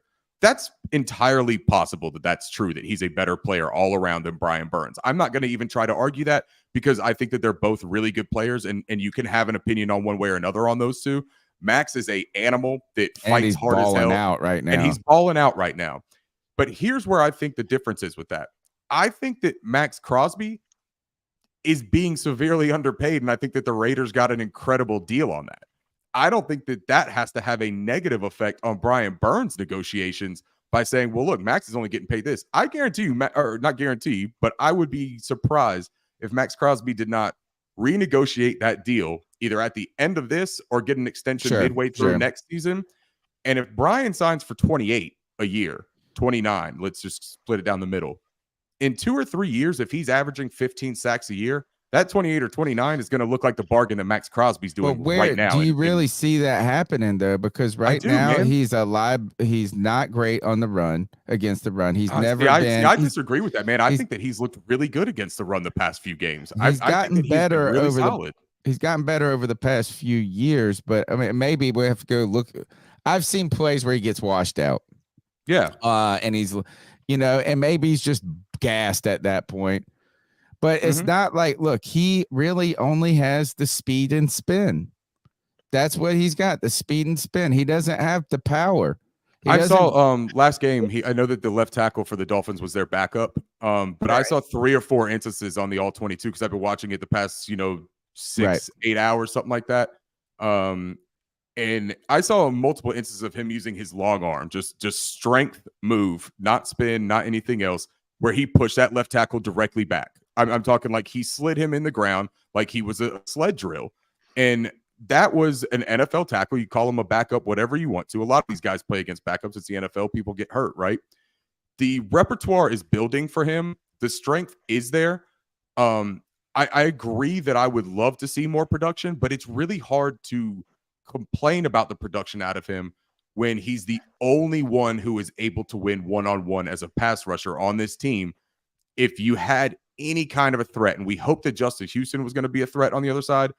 I don't even know if he plays. Dude, he plays, but he doesn't play well, man. Yeah, I mean, like I watched these games, and I couldn't even tell you what his number is and who he was on the field. Great. He looks like an older guy, and I know that they say he's a rotational guy, but he's getting a fair amount of snaps, man. That's the other thing with Brian. Brian's responsibilities, dude, are so spread around the board right now on defense because he's one of the only healthy guys that is a high-level athlete on this defense that can do everything. They're asking him to do as much run defense and as much pass rushing and also coverage duty as he can possibly handle. And this is a dude who's dealing with an ankle injury and is probably fatigued out of his damn mind. I'm not making excuses for him, but I think that it all is legitimate components to what maybe seems like him fading later down in games when also if he gets a sack. And if he gets a sack in the fourth quarter, people are like, yeah, but it didn't count. It didn't matter. Yeah. That's not entirely on him, though. When the offense allows 35 unanswered points without putting anything on the board, I mean, Brian is still playing. If he gets a sack, that negates that whole he's not trying argument, right? Because he could be sitting there on the bench not doing anything. I think for me is I've always said that Brian Burns is a very good player. But is he like among the most elite in the NFL? Sure. And I would say I'm unconvinced. And I'm not trying to be mean about it. I'm also not even advocating that we get rid of, what I'm saying? In that case, it's just that it seems like there are certain players in the league. It doesn't matter who they're playing, when they're playing, what the circumstances are. You feel their presence on the game week in, week out. And maybe I know that that's not as at defensive end. Is that if you have 12 sacks, you're showing up each week, you're having a monster season. So it's not like every moment of every game, Brian Burns can be taken over, but there are moments where it's like, gosh, like where is he? This is the moment we really need the freaking sledge, this big time play. So I guess do the Panthers, should they pay him or should they trade him? I would pay him personally. But I think that you're fair, man, in your assessment there of saying you think he's a really good player. You know that to be true, but you're still undecided on if he's on the elite tier. Not saying that he's like the best, but is he in that tier? I think that's fair to still have that question because of the fact that he's still progressing and hasn't hit one of those elite numbers yet. Totally fair. And I'm hoping that is what would happen. The other thing is those big moments that we look for from him. Man, we've got to be in tighter games where it matters. Last night, we saw Micah Parsons didn't do shit the entire game, but then in the fourth quarter, he got the very first Cowboys sack of the game when it mattered. But that's also because it was a 17-20 game. It was close. That's the only reason that it mattered. You know what I mean? Like if They Brian were Burns down had 2 those scores, moments- though. They were down 2 scores. They were in passing situations in that Miami game. But man, Tua gets the ball out so quick. It's just impossible to get to him. But you're right. Is like, how do you judge a player when nothing around him is any good and the team isn't even in a good competitive place? How can you ask him to be competitive and the whole team is uncompetitive? I'm not mad at anybody with questions. You know what I'm saying? Like, it is all fair for us to have questions and for everyone to have their own opinions. That's what makes it fun being a fan and talking about this kind of stuff. But I don't think that it's like, man, he's a bum, he doesn't show up, get rid of him. True. I think that's where sure. I don't True. think anyone's saying that too. And I think you kind of echoed it too. You mentioned it. Like Teron Armstead was out, so it was the backup tight end, and yet he didn't come away. Tackle, and yet he didn't come away with a single sack. So he got really close on like 3 of them, but like Tony said, he he's got rid of that ball almost, so man. fast. Brian Burns is the king of almost. But most fans that aren't necessarily watching the All 22, they just see zero sacks against a backup left tackle, and they're like, well, especially when you compare them to like a Julius Peppers, right? And everybody kind of compares him to that, because he's by far the best edge rusher in the history of the Carolina Panthers, one of the best DNs of all time. My favorite player of all time. But when you do compare him to that high of a benchmark, a lot of people just don't necessarily see him affecting the game in the way that like a prime Peppers would, or even like a Myles Garrett of today, Crosby, some of the players that we've already named. And man, I'll tell you, I think that there's a reason for that, and it's because those guys are absolute dominant, no questions asked, elite, best of their position players, right? Like, it's not a slight to Brian Burns to say that he's not Myles Garrett. There's nobody in the league that is Myles Garrett. And Myles Garrett will reset the market again when he's available to get that's the point about the contract thing. As fans, let's don't get too bent out of shape about it. Like, I don't get me wrong, I don't want to overpay and have egg on our face when we give $30 million to a guy that ends up getting 7 sacks for the rest of his career, right? That's not what you want. But Burns also hasn't shown that that's his trajectory. Burns has shown that at the bare minimum, he's going to get close to those double-digit sacks, if not extend that into the mid-level of those, right? Get closer to push towards that 20 range if things continue to develop for him. I think you've got to get some support and surround him with some better pieces, and honestly, just yield a better product on both sides of the ball if you want to get the best out of any of your premier players. KG73s in the chat says, I think we get the most value we can out of Burns right now. So I know you're a fan of keeping Burns and needing him on the team. What is a deal though that would tempt you to move? I mean, if somebody came back and said again, I'll give you 2 first-round picks and like a third cherry topper on that's that. Insane. Yeah, of course. That's insane, right? But that's the thing though, man, is that they say that the Rams offered that, and maybe you should have took it. I still don't know though, man. Do you trust that this front office right now, if we don't know who is going to be the GM and we don't know who the coaches are going to be, do you trust them to fill those positions with somebody better than Brian Burns in the next 2 to 4 years? Because that's the window we're working with Bryce Young's contract. Right now, we have the ability to pay Brian Burns, and we can pay Derek Brown with him, and we can sign T. Higgins. We can do all 3 of those things and still have the money to manipulate that cap and make moves. Look at what the New Orleans Saints did for years. They're in cap hell. They're in the negative. They're going to be riding the red for the rest of the decade probably, but they competed and they signed the players that they wanted to. They kept players. They got free agents. We have a window with Bryce Young's rookie contract. That is when teams are aggressive. That is when they make their big moves. You cannot bring in a rookie again next year to play Brian Burns' position and expect him to do it. It's not going to work. So you're going to end up having a team that is even more reliant on the offense to put up massive numbers game in and game out, even against mediocre teams, because you have 0 pass rush. And if J.C. Horn can't stay healthy, you got 0 in the secondary too. That is just a lot of pretty sure that is going to happen, and it's not going to be good for Bryce, but to hell with it. Let's just see what we can do. Get him T. Higgins. Maybe that'll put up 40 a game. It's difficult for me to envision that as the proper way to build the team around. Tremendous stuff, Ricky. You've been so generous with your time. I want one of those damn signs. Where'd you get that? Man, my wife got that for me, man. She's in the home building business, and she said that they had a person come in and do lectures for him like twice a year.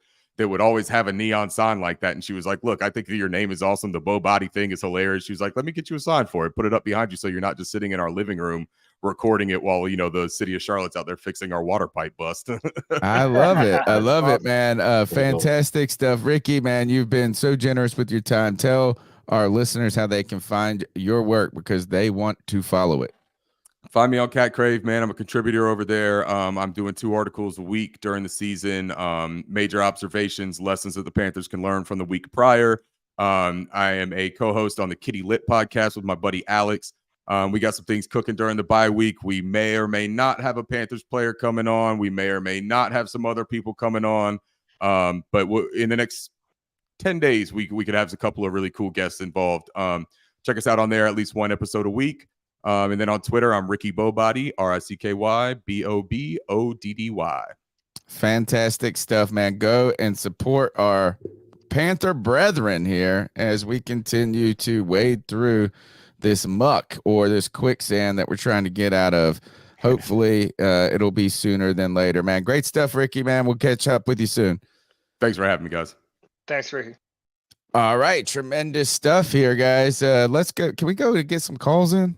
Yeah, absolutely, man. Why not? All right, let's do that. All right, hey, man, you already know what time it is. If you would like to have your voice be heard, hit up the Cat Calls line at 252-228-5098.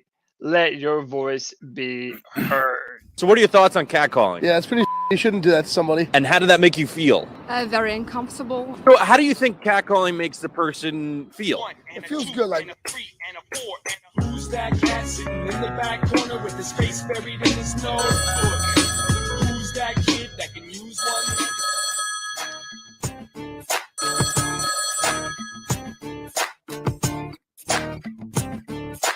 All right. I know I called earlier. It's Lou from Fort Myers. I know I called earlier. This was from about Sunday. My dad being in the hospital and everything. But what's up, Lou? Like the motherfuckers in Charlotte be doing. Keep motherfucking pounding. Not gonna let that shit get me down. Hell yeah. Right now I'm driving back home. I had to leave them up here in Miami. My stepmother gonna go pick them up. But so research analysis. While I was down there with my sign, yes, I did not make it into the stadium, but the handful, and I mean like a handful, probably like 10 Panthers fans I've seen, and most of them were just little kids. But the grown adults that I did see, they saw my sign for Mr. Beast, yada, yada. I did DM you on Twitter the picture of my poster the night before. A lot of people are with me on getting Tepper out of here. And y'all, I said it in my previous call. It's up to us. Bullying works. We got to bully Mr. Tepper out of the fucking office. This is awesome. Hopefully, I can't do it the next game. But if there's someone that is listening to this podcast, hear my desperation cry.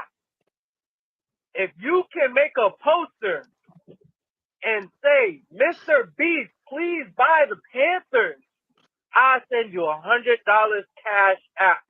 I don't care. Holy cow, I'll make Get that this poster. man gone. I was going to be the one to do it. I couldn't do it. Maybe God He was lives just in like, my town, hey, dude. you ain't supposed to be in the position. But hey, somebody can do it. I gotta get Any of Mr. us. Beast. All it takes is one person to light a spark and a whole forest on fire. Shout out to the people in California. But yeah, it's all smiles. I know I came earlier moping and shit. Listen, it's all smiles. My popsy's doing good. I had to Happy to hear leave that, to man. go get my car from the stadium and come back. Motherfucker eating a sandwich with the biggest smile on his face. So he's doing all right. Good to hear Thank it. y'all so much for y'all prayers. If y'all did pray, if you didn't, oh well. If motherfuckers want to clown in the chat, I don't care. I was just you're over here good, telling y'all man. bullying works, so I got thick skin. Thank you, man. But yeah, I'm glad to hear all that. Shout man. out to Lou. Keep pounding, man. Muscles keep marinara. pounding. Look, it shows that he goes, who's this motherfucker, Mr. Beast? Mr. Beast is the world's biggest YouTuber. He just hit 200 million subscribers on YouTube, and he lives in Greenville, North Carolina, my town right here. And he's like always in hiding, though, but or in another country. Yeah, you're right.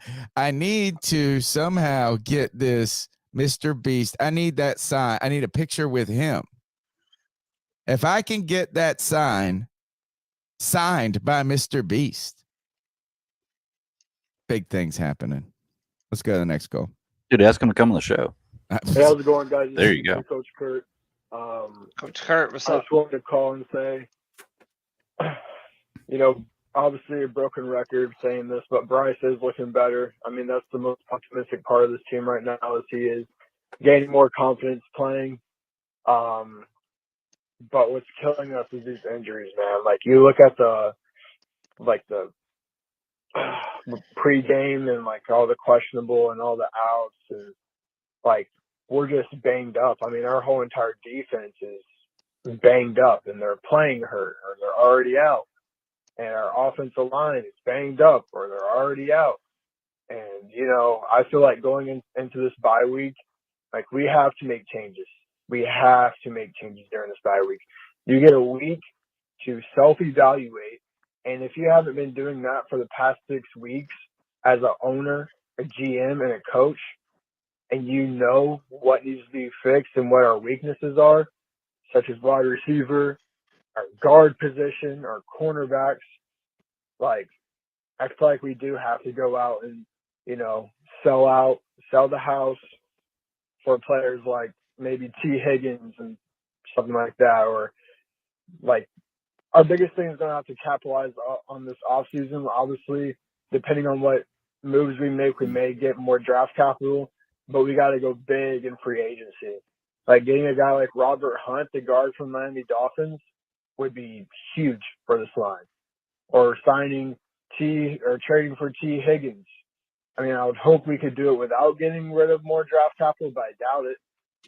But getting a true number one receiver with Adam Thielen on this team would be huge for Bryce. I mean, if you want to start putting like positive looks into this fan base, you got to start making moves. That's somebody getting fired, we're making trades, just going crazy in free agency. I mean, I don't even think you'd pay Brian Burns. And when you don't do that, and to say if we trade Brian Burns, I mean, I don't think he should be expecting that much pay due to his performance. Like, he didn't even get a sack. He had zero pressure against the Dolphins. So I feel like if we don't do that, we have more salary cap to put in more players and more elite talent to come onto this team. But yeah, that's all I got to say, boys. Keep pounding, and I'll talk to you guys later. Thanks for the call, man. I want us to go and get so many offensive linemen that we have a starting offensive lineman on our bench. Yeah, That's what I want. Yeah, we have starters. Isn't that the only thing that's going to make us feel comfortable with what we And got you know going on what? here? It might. It's kind of what you need in a way. Maybe you don't have to do that all through free agency, but you have to have a guy that can suffer that goes down, and the guy that comes in isn't a bum. You can also take some positives, by the way. We talk about the guard situation. Austin Corbett is potentially coming back at the, for the game against Houston. So that could very well be extremely huge for Bryce Young to have that protection in the interior while, we've lost a few pieces. That'll be something that'll be nice to bring that back. Is it harder to find 2 serviceable offensive linemen or 1 serviceable quarterback? Ooh, that is a great question. You need both, right? Oh man, I mean, yeah, you have to have. You need at both. least 2 serviceable offensive linemen, no matter what position, and a serviceable quarterback. I'm not saying elite on any level. But which one's harder to put together? A line. I would with almost say 2? offensive linemen. Yeah, I think it is too. To be honest with you, you get 2 offensive linemen that are like are guard. Are you talking about guards or just any offensive? I'm talking about line? anybody on the offensive line, guard, center, tackle. Yeah, I feel like that might be more difficult because when you look at the league right now, I mean, there's a lot of franchise quarterbacks. There's a lot of franchise quarterbacks. We're kind of in a boom right now, though. Yeah. There's not a lot of teams that don't have a starting quarterback, to be truly honest with you. Right. Well, that's what I mean. It's like we were one of those teams just 5 minutes ago. We may still be for all we know. Well, even if you remember the Cowboys of a couple of years ago, they had spent a lot of first-round picks in a row at offensive And the tackle, Colts. guard. Yeah, the Colts did it. You have to be able to hit on those draft picks, and you have to be able to find guys in later rounds, right? I mean, we've all free been, agency.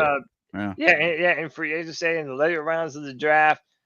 It's all of those things. I will say this, and I know Tony's heard me say this before. I feel like quarterbacks are coming into the NFL more prepared than they ever had because they're doing these quarterback camps from the time they're in middle school. They have coaches that are teaching them how to throw NFL routes. So, I mean, the preparedness is, I would say, a little more there. And I even The game's think also been made easier, too. Right, for the quarterback, true. But I also think that because it's such a pass-happy type of league now, that you have a lot of offensive linemen that are coming in the pipeline that are kind of more prepared than ever before, too. So, no, it's a great question. Hey, Mike Hollinger. Are you, as a Panthers fan, actually saying that there's more offensive linemen coming into the league prepared? Well, no, they are. They're just not coming. We to just the miss on Panthers. them. Yeah, we don't ever draft those players, just so we're clear. Mike Hollinger with the $5 says, has anyone mentioned that we are scoring more than 17 points in a game now? 17 points against us with Matt Rhule was an automatic loss. So there's that. Yeah, man, I guess you have to count all the blessings. We're the highest scoring team in the NFC South. We just have the worst record. Do we want to segue that into the next thing you guys said you wanted to talk about tonight, and that's this defense? Oh yeah, yeah. Let's 100% do that. Let me find the slide where I put it on. Basically, is every single team this year has had a 80+ yard rusher against us, I think. I read Mike K said something like to that effect. My understanding with and again, I may have misheard the commentators, or maybe somebody else was putting this out there. Like, aren't we on a historic pace to be one of the worst defenses in the entire history of the NFL regarding run defense and whatnot? Which is crazy because we've had a shitty run defense for like 5 years now. So, we're points on average. We've given up 178 total points. We're currently ranked 30. Our defense is ranked 31st. We're giving up 29.7 points a game, 342 passing yards per game. This defense, a lot of us have been saying for a while that the defense has been the better part of the football team. But now, I mean, we really need to start asking ourselves, is Ejiro Evero underperforming as a defensive coordinator, or is he also a victim to the same roster and the deficiencies that, Frank Reich and Thomas Brown, they don't have great pieces on the offense? Is it just a case that Scott Fitterer and the scouts for the Carolina Panthers have not put the proper talent around on this defense for it to be successful? No, it's one other thing. It's injury. How can this defense look? This defense wasn't slated to be a top defense anyway, right? Okay. In fact, it overperformed in the first couple of weeks against Atlanta and the Saints, and maybe that's a lack of their offense rather than just the defense just performing. This defense, though, you knew the secondary was questionable as it was with Dante Jackson, with the kind of the back end guys behind Dante Jackson, CJ Henderson, all this. But you're missing JC Horn and Dante Jackson, basically. Tell me a starter on this team that was meant to start other than Brian Burns is playing hurt. Him and Thomas Brown. Shaq's out. Frankie Louver's dealing with a hip. JC Horn's gone forever, it feels like. Xavier Woods is out. Von Bell is out. If you want to talk about any not pass, but if you want to have any sympathy for what's going on the offensive side of the ball with not having weapons, how can you not look at the defense and say, to be honest, they're playing with all second stringers, dude. They're playing with all guys that wouldn't be on other teams. Yeah. I mean, I think you raised a good point with the Ejiro Evero thing there, because it's the same kind of leash that we're talking about with Frank Reich. You're right. He did come into a system that was not players that he picked up or not players that he wanted. Then he's changing the entire scheme. Now, I'm not taking blame away from him, but I mean, you got to take that in consideration. I just feel like I said, Carolina's talent is not there, but dang, I had something right at the tip of my tongue. I was going to say about Evero, but I can't remember what it was now. And the 3-4 is historically bad against runs anyway. That's how you beat it. Yeah. That's the crazy thing is teams haven't had to pass on us. You look at our secondary and you go, man, we're going to eat those guys up. But then you go, we don't need to. Just hand it off. Oh, I remember I was going to say, yeah, I mean, even somebody brought up in the chat, like on average, if you can score over 17 points a game, I think is the line, or at least it was last year, it's probably gone up because teams are scoring more. If you can score some more than 17 points a game, you have a really highly likelihood of winning, or maybe it's hold a team to under 17 points. No, it's hold it under. Yeah. And we've scored more than 17 points every game this year. But we've had some over the last 3 weeks. I mean, and here, look, we had a defensive interception or defensive touchdown last week. So yeah, but we've also played. You got to think of the competition of over the last couple of weeks as the Panthers' defensive trajectory. Not only are we weathering these injuries, but you're going out and you're playing the top two of the top offenses in the league. Fair. The top offense in Miami the week before with Detroit. And then look, Minnesota ain't no slouch. Look, Minnesota has kept up, but before Justin Jefferson got hurt, they kept up with the Eagles. They weren't pulling out wins, but a lot of it was because their own defense couldn't do anything as well. They were able to pass the ball, and look, they didn't even have to pass the ball on us. Look, but Kirk Cousins had 139 yards. But you know what? It didn't matter when you're running 160 yards on it. And so I think the problem I have with that is that what's going to happen is between now and the end of the year, they're just going to talk about how good our pass defense is, and that's sort of like what they did. Like, we're the number 2 defense. Well, really, you're not. You just had a really shitty team that they didn't even have to pass on you with, right? I don't know. It's tough because I don't think that I don't want to necessarily give a pass to this team because it's being backups, because one of the players is somebody who's been habitually hurt. And at this point in time, we still don't know when he's coming back, which is a concern to me. The fact that there's still no timeline on when he's going to be showing up I don't even expect him to play ever again. Let me ask y'all this. And I know it's easy to feel that. JC Horn. I know it's easy to feel that way. But what do you think is going to matter more?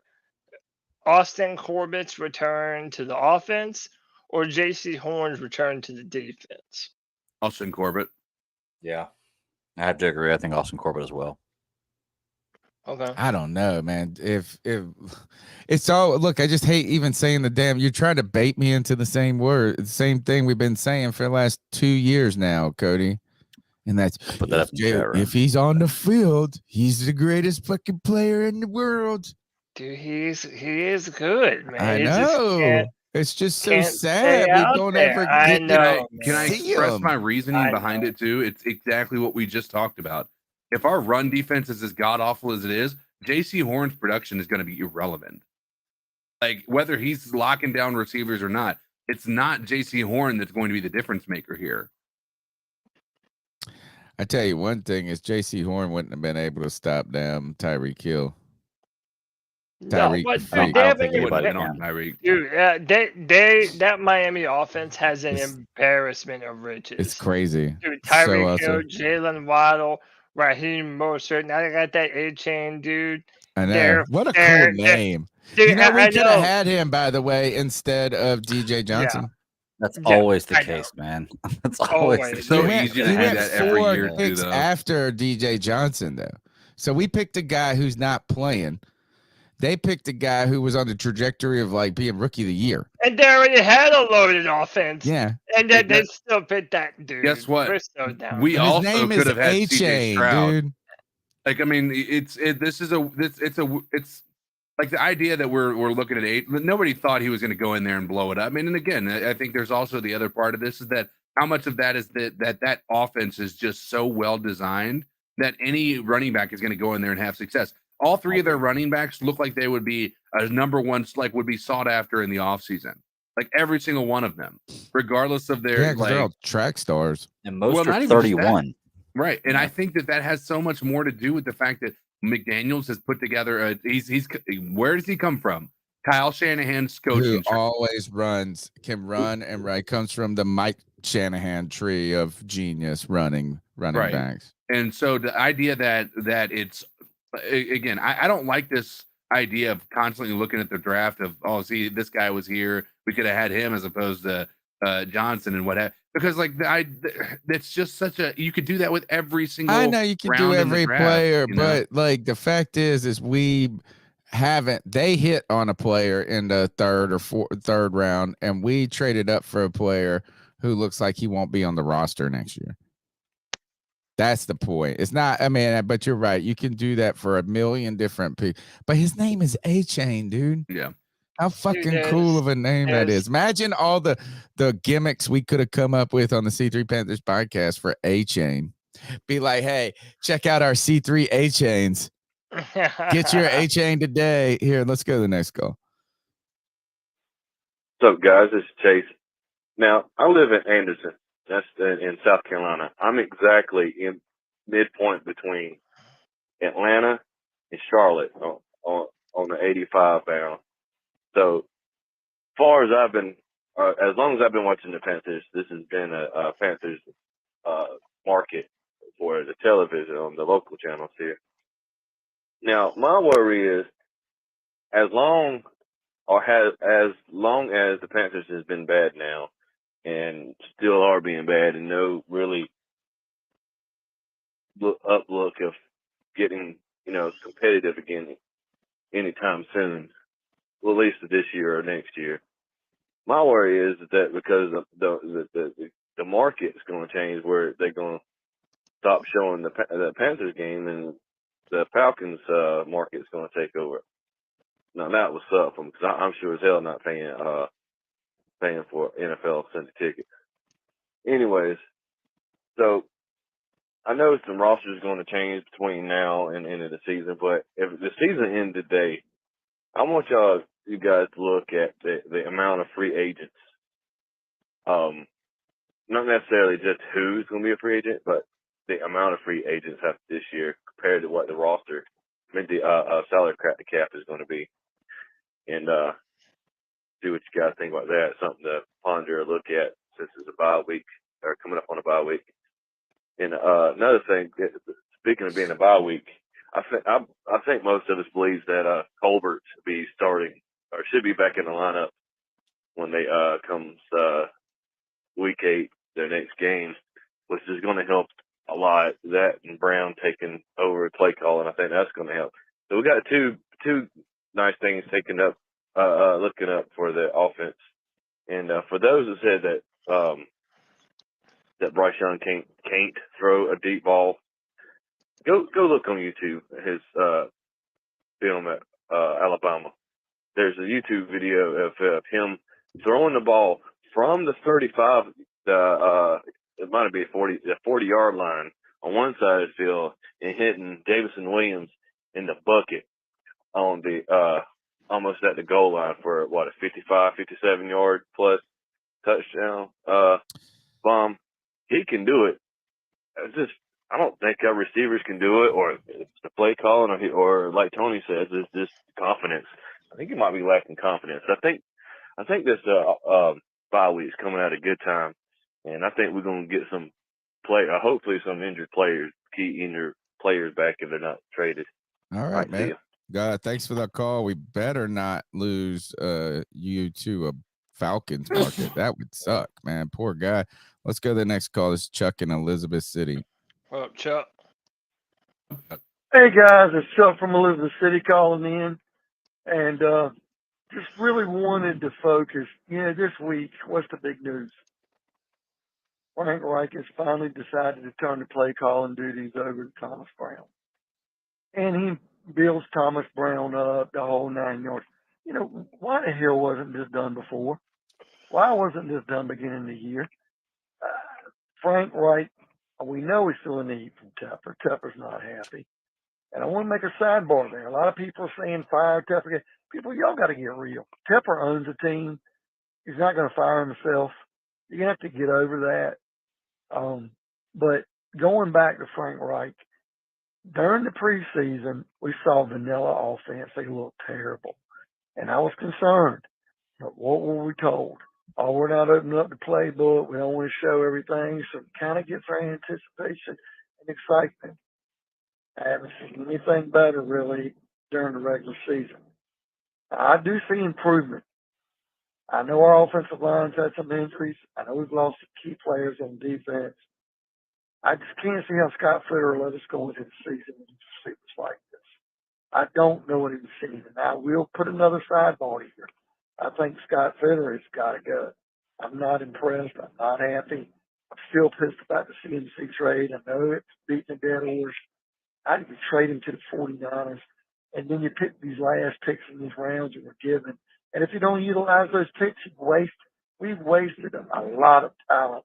And then they make us look like we got egg on the face because look how many touchdowns he scored. Now, the one thing I will say about Thomas Brown coming to offense, play calling. Frank Reich is in a no-win situation. Because if Thomas Brown fails and doesn't do well, it's going to make Frank Reich look like, you keep throwing paint on the wall and it's not sticking. Looking terrible. But if Thomas Brown turns it around and we look good, then we're going to ask the question of, well, Frank Reich, what do we need you for? Or Frank Reich, why didn't you do this earlier? And my big takeaway from this is I know Tepper just can't fire coaches every year. We've got to get some stability. But Frank Reich can't win in this situation. And guys, I'm at a loss to find out what we do. Let's give Thomas Brown a chance to see what we can do with it. It starts with the GM, and I'm bringing Reich to a point that he didn't give the reins over earlier. But we got to do something, guys, because getting tired of this stale taste of losing. I agree with you, man. Here, let's keep rolling with these calls. Brian Burns, this fucking guy. So this fucking guy, Brian Burns, fucking $30 million Jones, right? Right? This fucking guy. He's the $30 million almost had him. All right? I know he's a good player. The fucking guy is not elite. He's not worth that type of money. I don't give a shit what bullshit stat you put in front of me. This fucking guy is not worth that. He's not a game wrecker. He's not a game changer. He's a good player. But no, that's ridiculous, bro. I see people on Twitter, oh, well, he tackled the running back behind the line of scrimmage. Good. That's what you get paid for, bro. Like, are you fucking kidding me? And the Spider-Man gimmick. Yo, why do you fucking pick the weakest fucking superhero? Some douchebag. Oh, man, you might lose some people here. Not quite. What a fucking Not jerk quite. off. What is this? This is fucking bullshit. All right? We need somebody else to step the fuck up. I picked a hell of a week to quit smoking, huh?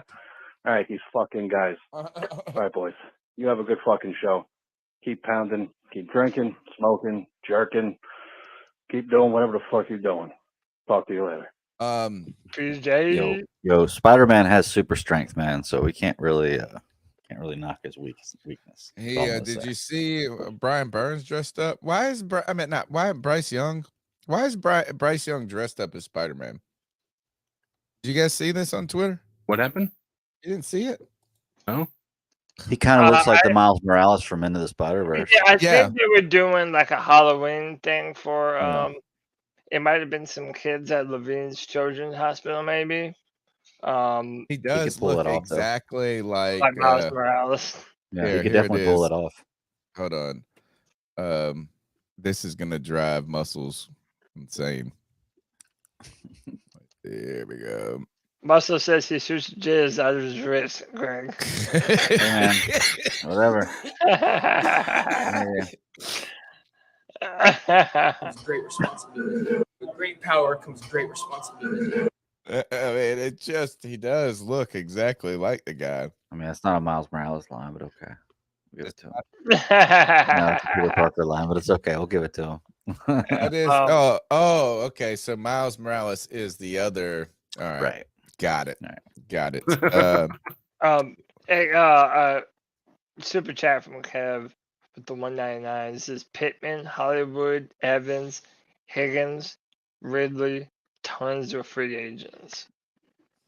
You can leave Hollywood. Why we want Mike Evans? He's old. I mean, I would want him like. I mean, him and Adam Thielen together. Oh, that's a good point. Yeah, we called Adam Thielen old, and he's really tearing it up. But they're old. Yeah. All right, let's go. Evans doesn't have the speed anymore. He still has the ability to catch, but he doesn't have the speed anymore, and that's shown. Him getting tracked down by tight ends. Huh? I think Mike Evans would be a fantastic tight end. Oh, I agree. That would be good. You're right. Somebody, Muscles said, "Oh shoot, Bryce has got muscles now." He's on a roll tonight. It is. Brian Burns, this fucking guy. He This should jizz out his wrist. Podcast brothers, how y'all doing? It's G Cavassier. What up, G? And it's a bye week, so we don't play this weekend. We need a damn break after going 0-6.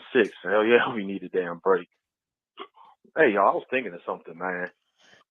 Our front office don't know what the hell they damn doing. So can we all agree on that shit? And I was just thinking one thing. Let's just say that, well, in reality, we had Hassan Reddick. I know y'all remember him. He was here with Carolina. We had Hassan Reddick. But just imagine if he would have signed with us for 3 years or 4 years or whatever. We still would have had Hassan Reddick. And just imagine if we would have drafted Micah Parsons instead of Horn. Cut Lord. Can you imagine that shit? Michael Parsons and goddamn motherfucking Reddick. Yeah. Oh my God. I was thinking about that shit earlier, and I was like, let me talk to my podcast brothers about that. But our front office let him go, just like they let Stephon Gilmore go. You know, he still could have been with us. Yeah, he's older and everything like that, but that dude was a damn good fucking corner, man. And I would have loved to see him and Horn and, Dante, you know what I'm saying, playing Or somewhere. Dante got to be on the or field, whatever. though. But give me your thoughts on that, y'all. Michael Parsons and Hassan Reddick. Can you imagine that shit? The Panthers would have had that shit. Ooh, keep pounding, y'all. Yeah, I do love the idea of that. If anything is just because I try myself to avoid the, like CK was saying, you could do that about anybody. You can go back in time. We could have had this. We could have had this. We could have had this, I mean, it's tempting sometimes, but I think really the story here is just how good Michael Parsons became. It's so quickly. There were questions about, we did a convince me to care on Michael Parsons, I think. Yeah, we did. And it was one of those things where it's like, you could see traits of this guy really being a good NFL player, but it wasn't right off the gate that he was going to be like the most elite defensive player in the league all of a sudden. Yeah, and the Cowboys used him differently too. I mean, he was an off-the-ball linebacker. We were looking for him to play Mike's linebacker in a 4-3, and that's what a lot of people envisioned him as. And he kind of had some gap awareness problems in that position, but he's also such an insane physical talent that they've just been using him literally everywhere on defense, on the edge, dropping back into coverage, doing all those things. I mean, they're doing a football life about this guy already or something like this. I mean, he is, and maybe it's part because he's with the Cowboys. So he's got, not only is he a star with the stars in the biggest stage impossible, but it's just, I guess the kind of thing is we were shopping for an elite defensive player that year. We were too scared to pull the trigger on Justin Fields, which it looks like now in retrospect being the right decision.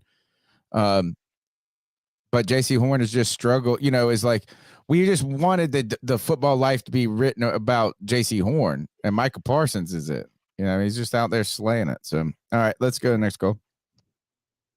Yo. What's up, C3? It's JJ. What up, JJ? Again. And I just wanted to, give my thoughts. I didn't call in for the post game, but who cares? I think the team obviously looked like it had a little more juice to start out the game. It felt like a little more of the older years of the Panthers where it was just, we were just the inferior team, but we look like at least a solid or complementary football team. We look like we have some kind of identity, at least from the start of the game, because that feels like it's been our biggest issue with our start offensively to football games this season. I think that's easily our biggest issue. But I did want to honestly address something because this man Tony Dunn up here, he be up here lying. Alright, saying he got a type. But if I recall, just last year, you was out here sitting down and dirty, my guy, with this white, unathletic, dad bod, short man, bro. You was a Baker bottom. But you be out here, you got a type. What we doing, Tony? You a freak? Oh my God! I just had to ask, man. It's thirsty, man. What we doing here, Tony? It's thirsty. Am I exposing the professor? No. I need an explanation, Tony. I'm not gonna lie to you. You be saying you have a type, these big black men, super tall, Yep. crazy genetics and athletes. Yep, that's my type. But you was getting down and dirty for that man, Baker. So Desperate I times. just had to put you on the spot. Let me see what you It got. was a jump off. Desperate times call for desperate measures, right? Look, I never asked for the Carolina Panthers to trade for Baker Mayfield, but when we got him, I tried to find reasons to believe that there could be some positive aspects to it. And I'm sure, look, is like as the Bucs started out pretty well in their first few games, I'm sure there was a couple of Baker bottoms sprouting up in Tampa Bay. Oh yeah, but I didn't say draft him. I didn't say draft him. I also wanted us to trade for Lamar Jackson. True. And I wanted us to trade for Deshaun Watson, and I wanted us to trade for Matthew Stafford, and I wanted us to trade for Trevor Lawrence, and I wanted us to trade for and you know what? And I'm still dying. Well, actually, you know what? We got it. So we got my guy. Now I got my new little type. Now a new little type. A new little type. Trying something new. There you go. Trying something new. Here, JJ wants a little more. Calling back again, JJ. Second call. Man, I don't even know. I just want to say, I think, man, I saw something earlier on Twitter. My fault. I'm stuttering way too much. But I saw earlier on Twitter today this meme that was like David Tepper slapping flex tape on the big old water jug, and it had Thomas Brown's face on it, and it was like the fix. But I was just like, it just left me thinking, like, more than just a meme. It was like, it feels like that's what we just keep doing with everything, every offseason. Oh, we suck. Boom, we're trading for Sam Darnold. Oh, we still stuck without a quarterback. Boom, Baker Mayfield saved another garbage franchise. Oh, we still stuck. Boom, we fucking hired all these big old names at coaching staff. Some more flex tape, baby. As we keep and there's just more and more cracks and holes in the team, aka the water jug. And David Tepper just keeps giving you another slap of that flex tape on that crack. And it just feels like everyone and their mama who's a fan of this team is saying, bro, take a sledgehammer and bust that bitch. We need to tear the whole thing down and build it back up. And this man, David Tepper, keeps on slap that flex tape right on it. And I'm not here for it. Let me know how y'all feel. Does it feel like that for y'all? I just saw that meme today, and I thought I should share my thoughts on it. I feel like that's honestly why I think David Tepper is the biggest problem, more than any of the coaches we've had, more than Scott Fitter. It just feels like all the things that we do, or it just feels like a lot of the moves are just quick, supposed to be like microwavable, fixable moves, and just one off season. How can we stop the dam from breaking down and letting all the water out? Let me know how y'all feel. Keep pounding. I just, as he brought up David Tepper, I had to go back to our caller from Fort Myers? That says Mr. Beast by the Panthers. Oh yeah. You know what is? I got a better idea. Mr. Beast, your biggest video of all time is when you buy the Carolina Panthers and give them to the C3 Panthers podcast. I like that. You're probably right. That'll give him the most hits ever. He called us over to his house. He's like, "Hey, guy," because like one of my favorite videos of Mr. Beast was he got a pizza delivered, and he's like, the pizza delivery guy shows up, and he's like, "Can you help me move this couch inside?" And I was like, "Sure." You know, puts the couch. He goes, "Now here's the key to the house. It's yours." And he walks out, and leaves the guy at his home. Man, it'd be like, what if you went to a Panthers game with Mr. Beast, and he was like, "Hey, by the way, here's your team." Yeah. Dang, Mr. Beast challenge. Can you do it? I like that. Can you pull it off? The most expensive, biggest gift in the history of the internet to the C3 Panthers podcast. Split it 4 ways? Yeah, or like, totally. Or like however many super fan ways. Totally. Like I will split it with every C3 super fan evenly. There you go. Imagine what $1.99 could get you one day. Next call. What's up, C3? It's Anthony from Charlotte. Hope y'all boys are having a good Tuesday. What up, man? Bye week this week. Kind of glad that we get a break from this atrocity. Let me say that. So the big topic, I know you guys probably already discussed this before you went to the calls, but Thomas Brown, was a tight ends coach last year. He was on the Super Bowl winning team in 2021 with the Rams. He knows the McVay concepts. A lot of people around the league think really highly of him. I mean, he got interviewed as a head coach this offseason by more teams than even Frank Reich did. Okay, let's keep it a buck real quick. Let's see what this guy has. It can only go up from here. There's no possible way that it can be worse. I know in his presser today, he said, he's still going to integrate some of Frank Reich's plays, but he did say he's going to bring that McVay-style offense, to this offense. He even said, we're going to see potentially more pre-snap motion, stuff like that. I mean, that's what this league is turning into. I am really excited about this because Bryce Young is slowly improving every week, and with him, his growth can come a lot faster with Thomas Brown. I honestly think that, this was a Tepper move, that Tepper said Frank Reich give over the play calling, something needs to give, and he finally did. I don't think Frank Reich would have if we were 3-3 or 4-2, 5-1. But in my opinion, listen, this is what I break this down to. If this offense sees a chunk of growth from week to week, then Frank Reich is going to be canned. And it's simply for this reason. David Tepper has the right to ask, well, why did we waste 6 fucking games dicking around and doing your playbook when it clearly wasn't working? Why didn't we have this young, innovative guy who wanted Bryce Young, by the way, who said in his presser today, Bryce Young was his number one quarterback on the board when he was interviewing with Scott Fitter and Dan Morgan. So there's someone that wanted Bryce Young. Thank God. Even if that Frank Reich rumor is true or whatever the hell, at least he's the one that's going to be calling plays catered to what Bryce is. I think he's going to open up the playbook for Bryce and let him, sling it. But here's what I wanted to get back to. Tepper can ask, well, how come the 6 games we spent, wasted almost half the season when you calling plays? You should have just had Thomas call them from the beginning, and then if that didn't work out, you could go back to you. So I think Frank's going to be gone no matter what. And then if it doesn't work out, Frank and everyone will still be gone no matter what. This is why I kind of think it's a win-win scenario. It can only go up from here. Anthony from Charlotte, keep motherfucking pounding. I got a part 2 coming. Look at this. A lot of energy. Keep rocking. Yeah. I like it, Anthony. I like the energy. But, it's Anthony from Charlotte. Quick Here, part 2. get in there, Greg. I was saying I like the energy, but the only going up from here seems kind of, I don't know, man.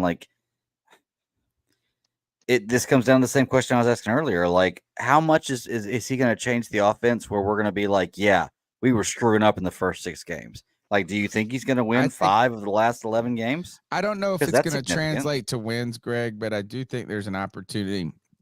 You can see a freshness in this offense that really comes in this. And this is he's a great listen. Steve Logan, former East Carolina head coach back when Jeff Blake and when David Garrard was here.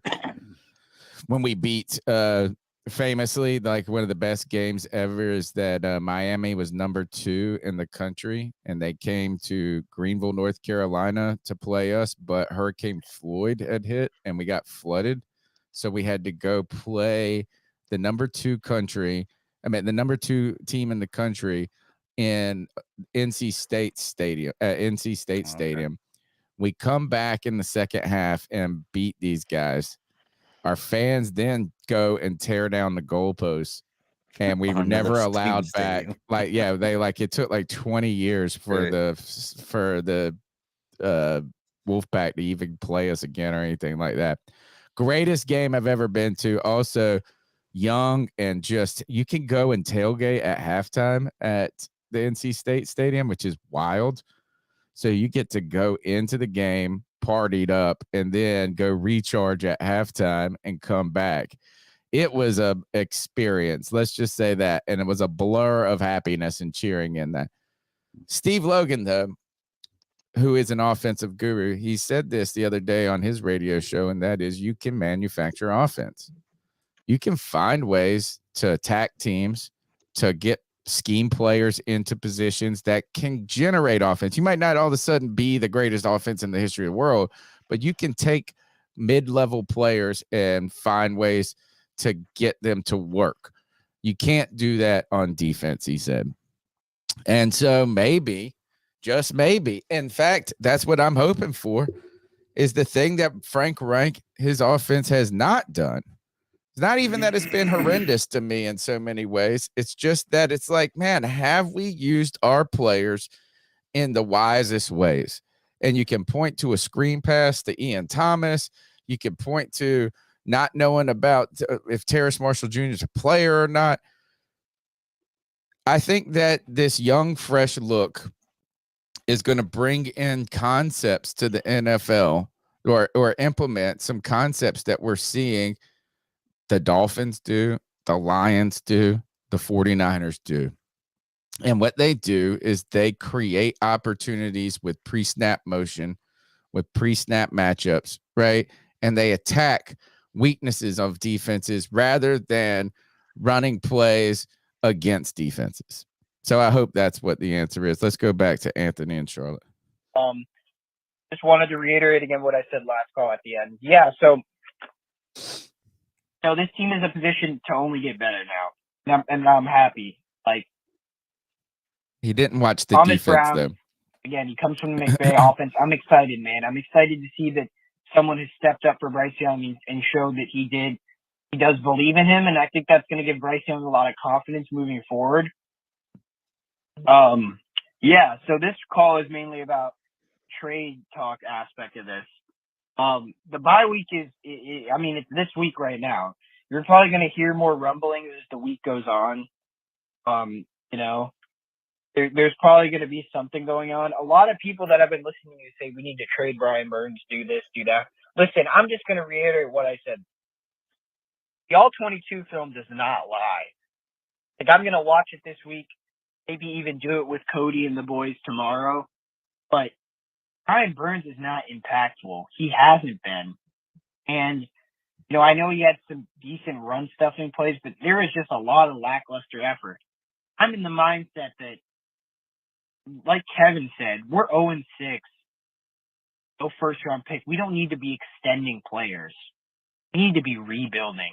The Dolphins was the blueprint for a lot of this. They traded their most remaining valuable assets on the team, and then they traded back into the first round, those first-round picks they got, and accumulated more assets, which allowed them to draft more players. And that's when you can build more offensive talent around the Bryce Young. Listen, I'm sorry. Love it or hate it, kid's improving, and he's going to be here for at least 3 seasons. At least. I mean, shit, Zach Wilson's still on the Jets, and it's his 3rd season. Like, and he's not Zach Wilson, but you get my point. Let's see what he can do. Let's build around him. Like, this defense is the culprit already. They are already playing so ass, and Brian Burns and Derek Brown aren't showing me enough to say, like, yeah, they are the ones only holding this defense together. We need to trade some players. I know we have injuries, but I'd rather see what we truly have in Bryce Young and worry about keeping or extending players. I'm sorry. We need to rebuild. And the last thing I'm going to say, wouldn't it be awesome if Thomas Brown shows what he's made of, and then we can just promote him to head coach for the future? Because this is what Tepper has been looking for, an innovative offensive head coaching mind. Thomas Brown could be that for us. Let's cross our fingers and hope for the best. Anthony from Charlotte, keep motherfucking pounding, boys. Super excited. Anthony is super excited about Thomas Brown. Let's keep rocking. What up, C3 Stats here? What up, Stats? I sure hope Thomas Brown turns around some of this and we can pull out some wins. But we'll see, I suppose. My bigger concern is if we do start to win, what happens? Does Frank try to wiggle his way back into play calling a few weeks later? Hopefully not. I think what happens at the end of the season? I don't want to get ahead of ourselves here, but what happens at the end of the season if he pulls out lots of wins, and then now what? I mean, are you trying to get rid of Frank and bring up Thomas, the head coach? Are we going to let him slip through our fingers again, just like we did with Wilkes? And if he starts getting offers from other teams. So I don't know. I'm excited. At least hopefully we can see some wins. That's the main thing. Anyway, thanks. Keep on. All right, man. Let's keep rocking and rolling. We got to do our prize picks in a second. Hey guys, it's me, Connor. And I just want to say I haven't been on here a while. Connor, what's up, bro? I just want to say how relieved I am that Thomas Brown is calling the plays. I mean, I'm just so happy about that. This is like, I know we're 0-6, but I feel like that we still have a bit of room for improvement. But I feel like we might be able to win maybe 3 or 4 games this year. I mean, I feel like I really feel like the play calling might change a lot. But yeah, guys, thank you for having me online, and I look forward to hearing what you guys have to say. Right on, man. Good stuff. Let's do our prize picks actually. For you guys, Prize Picks is the #1 place to play daily fantasy football sports. Put your expertise, your knowledge, and your expertise to action using the promo code C3, which will get you a 100% deposit bonus on your first sign up to $100. Prize Picks, the way it works, and let me just go ahead and share my screen here. The way it works is you have to put in multiple entries for multiple teams. The minimum is 2. You have to ultimately make an entry on a player from 2 different teams, and it could even be 2 different sports. This could be baseball and football. It could be, but you just can't go Bryce Young and Chuba Hubbard. Now you can do Bryce Young, Chuba Hubbard, and a player like Lamar Jackson or Derek Carr. So when you do that, the more entries you make that you get right and you're able to project their fantasy football score, the more money you make. Now you get paid real money doing this, and it is remarkably fun because who doesn't love fantasy football? Who doesn't love football? Who doesn't love making money? I love all those things, but it's not always easy, folks. It's not always easy, but you're an expert. You know more than Tony. That's what you tell me in the comments each and every week. So get on Prize Picks. Use the promo code C3. And because you mentioned my name, the C3, our name, our brand, they will match your first time deposit up to $100 by 100%. Let me see. What do we got here that is worth looking at? Oh, I wonder if this is my season long entry. I went less on Dak, 4,300 yards. I went less on Patrick Mahomes. That one's looking good right now, 4,800 yards. This one, actually, no, it's not. He's got 1,200 yards already. That's not Jeez, great. he's having a down season though. Yeah, I mean, even if this was a 18 game season, he's on pace for 3,800. So Oh, good. All right, so we'll see. Then that means that Justin Herbert's on pace for less than 2. So we'll be monitoring my all season entries here. But guys, we're gonna just go look. We don't have a Panthers game to look at. Are there any games on the schedule that peep out to us? We can look at the schedule just by looking at the quarterbacks. Derek Carr will be Jacksonville. Trevor Lawrence dealing with a knee injury. Jared Goff is going to be playing Baltimore. That's going to be a fun game. The Ravens and Detroit. Big game there. Really statement game for two teams that are into it. Josh Dobbs. Too, right? This is my guy right here. This is a secret sleeper right here. Yeah, Josh but I think Dobbs against the Seattle defense. With their secondary being intact again, are they back? Yeah, they're Did Jamal Adams come back now? I don't know about Jamal. I think his was a little bit more lingering, but at least the cornerbacks, I know that they've come back. Jalen, Miami. This right here. That's the one to go with. What a matchup.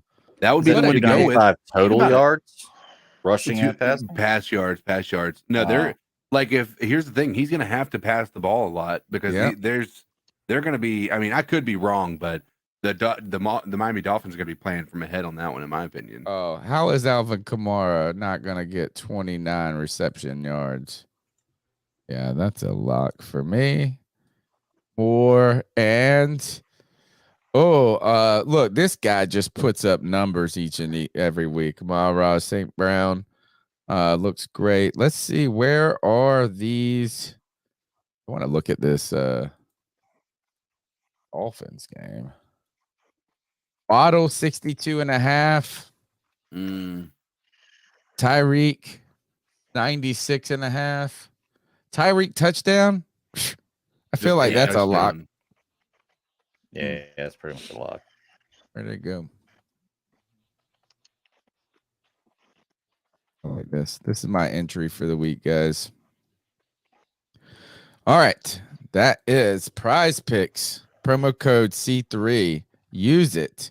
They owe me some promo funds. I'm probably giving them all to Cody. Nah, they owe both of us some promo funds. Okay. I'm needing some more too, man. I'm going to have to message them shortly. All right. The number's 252-228-5098, but we are almost, I think, through the calls here. Getting close, getting to the short end. Did we hear this call?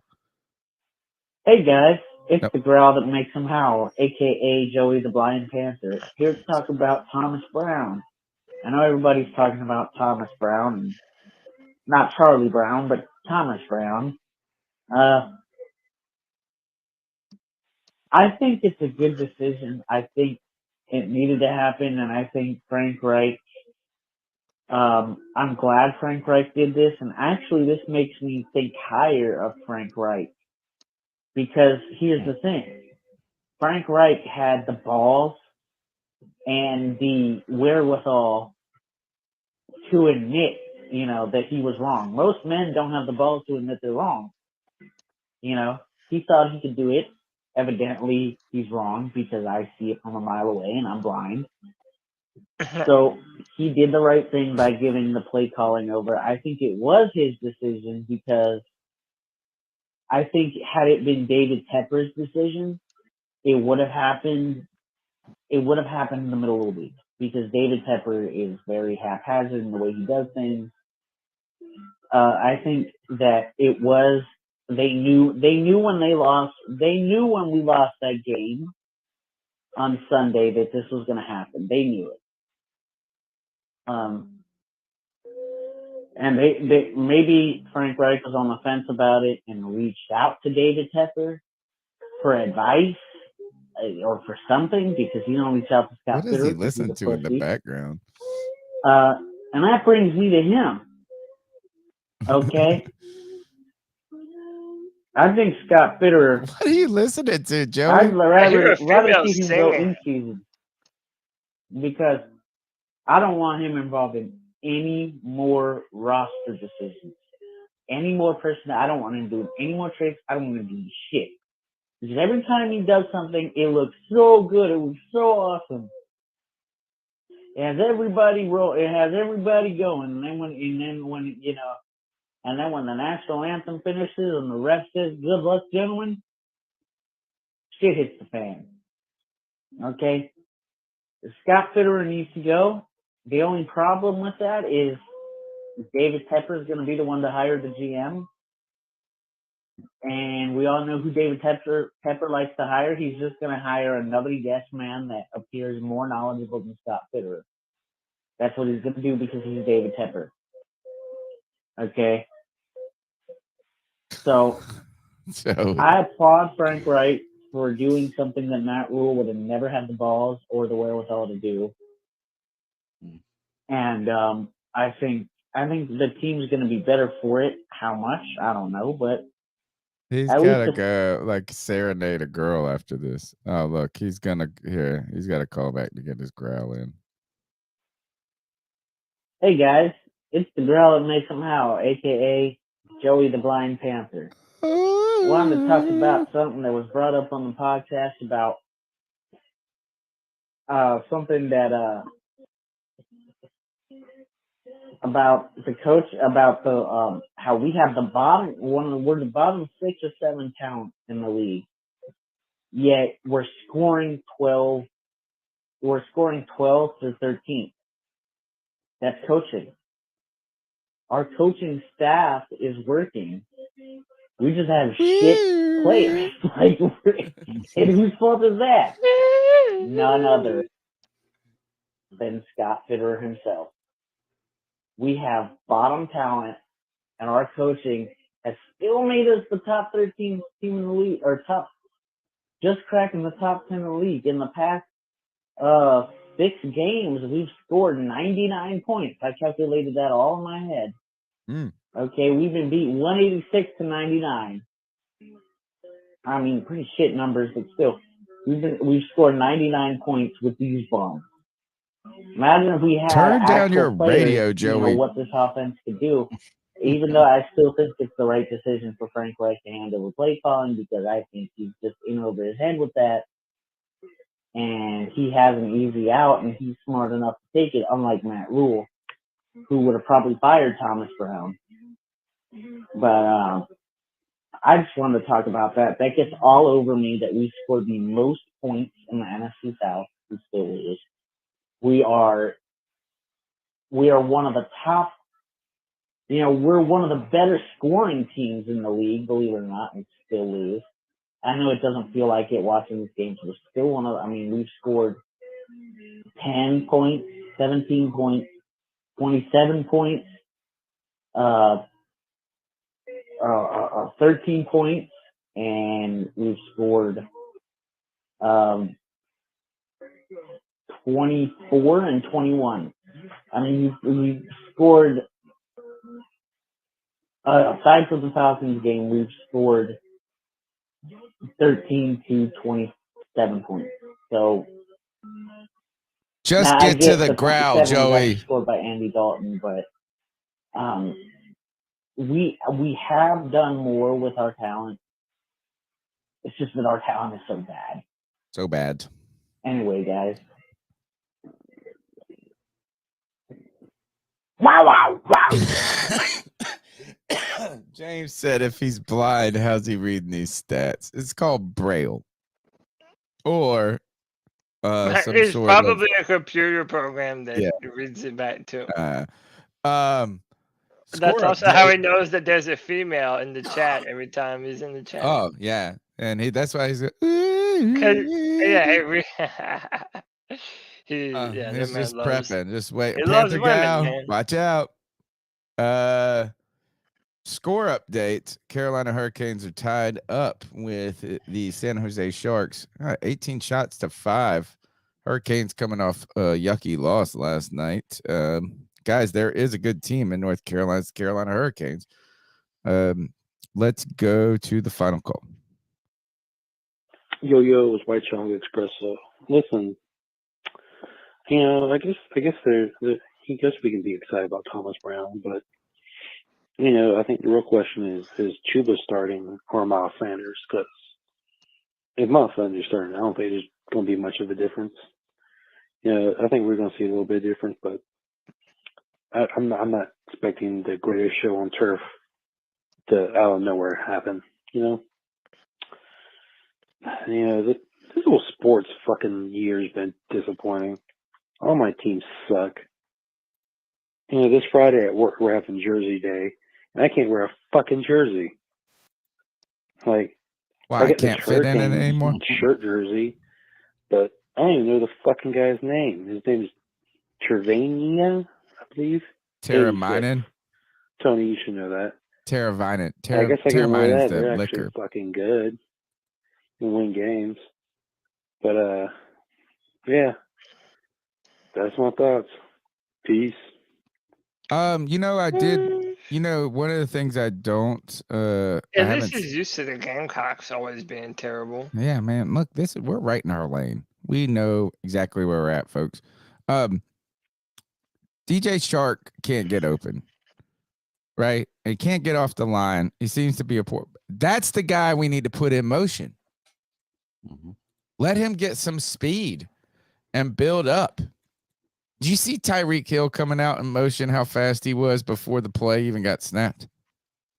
Shit was sickening, dude. Was sickening. All right, those are the calls. The final part of the show is we got through everything almost tonight, I think. Let's hit the news, and we'll ice some fools up and get out of here. What do you say? I'm down. There's not a lot news. It's mostly. Let me hit the bumper real quick.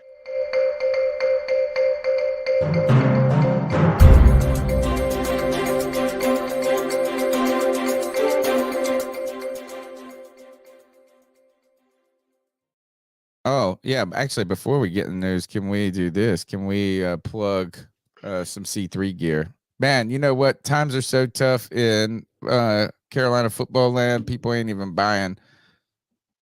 They ain't buying the mugs anymore. Look, get your coffee mug. Get your You Make Me Fucking Sick t-shirts. The real hot one right now is the Shut the Hell Up. And also the C3 Panthers podcast shirt. You can get all that at CarolinaCatChronicles.com. You just go to shop under the gear like is in gear you wear. I think I put the direct link also in the show description. Continue to help build the C3 brand by smashing the thumbs up button, subscribing. If you're listening on YouTube right now, still check us out on iTunes, TuneIn, Stitcher. Not Stitcher anymore. They don't exist anymore. Spotify. Go listen to go download the audio podcast, give us a rating, help people find us, man. Like we got a community here that wants more people, that needs more brethren. And there's a lot of people out there as soon as they find our community. And that means you guys in the chat, you guys in the comments, you listening, they find that immediate connection and that brotherhood, that family connection that we got here, that we need each other. So Panther fans out there needing our camaraderie, help them find us by sharing the show, rating it, subscribing, doing all that jazz. In the news this week as we pop around, not much to really talk about. A lot of injuries and things. This one probably stuck out to me because we talked about potential trades in the post-game show. And I thought Adam Thielen would be a good fit in Philadelphia as what they're trying to do. And we said, man, wouldn't that be some cruel ass shit to Bryce Young is to take away his only toy?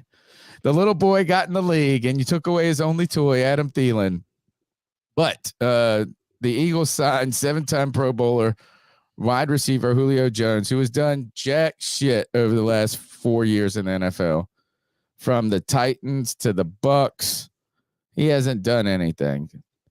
I don't expect him to do a ton here, but maybe maybe this clearly was showing. I guess I brought this up because it shows what I was thinking is that the Eagles could have benefited from another player in their receiver group. Yeah, I mean, he's going to be a Hall of Famer one day, I imagine. Right, Julio? Yeah, he's a Hall of Famer that never caught touchdowns. Yeah, I know, which is wild. Fucking Falcons. He should have been a Panther. He would have fit right in. How does he go from like being so dominant and so quickly becoming what he is now? Injury. He was injury riddled his last few years terribly. Every time he walked on the field, he'd play a few plays, he'd make a great play, and he'd get injured. Yeah. I mean, Father Time is undefeated, they say, He's played a long time. I kind of want to say the same thing happened to DeAndre Hopkins right now. And it feels like Tennessee is kind of the place that great receivers go to die. It does feel that way. It's like if you get signed by Tennessee, you're basically just you're saying, okay, I'm done in the NFL. Let's go here and die. All right. Next up is injury. Let me see. I'll turn it. Justin Fields dislocated his thumb. And CK, you're shaking your head. I guess he was important to your fantasy team. He was my fantasy team, yeah. He was my fantasy team. Justin Fields might not. It looks like he won't. He's doubtful for Week 7 against the Raiders. Really, and it's his throwing hand. So that's the hard part, is being able to clutch the football. If they did play him, they would just have to run him a lot, CK. So that would be good for you. Christian McCaffrey also injured in the 49ers game. Does anybody have any news to know what it is? It's an oblique injury. Does anybody know how serious? Day to day. It could be. He could be ready this week. He could be gone for a month. They don't know. Wow. Oblique. What is that? Your abs. Yeah. Abs. Oh, is it the outside one? Yeah. Okay. Man, Christian McCaffrey, great abs. Now they're hurting. And this one's wild. This is the one is like anytime we talk about the struggles of Bryce Young and maybe, kind of throwing out the idea of these other things, is the immediate concern with Anthony Richardson was, would his style of play be able to hold up in the NFL? And that kind of irony of it is that Bryce Young is the one that's still standing. And Colts owner Jim Irsay says quarterback Anthony Richardson will probably have to have season-ending shoulder surgery. That sucks, man. Yeah, it sucks because the dude has he's had a different injury in every game he's played. Mm-hmm. It makes me wonder, because I'm looking at him playing. It's not like he's getting crushed. Like, he's taking a few good hits, but it's not like he's getting crushed. I think it's sadly the guy may just be injury prone. He may just be made. And he struggled with injuries in college, I think, too. Yeah. So in high school, yeah. That is the news around the league for right now. And that's the C3 Panthers podcast. We got one last segment. The longest running segment on the longest running Panthers podcast is the Ice Up segment, where we tell someone to ice up, toughen up, get it together. Let's ice some fools up, Cody. Let's do it.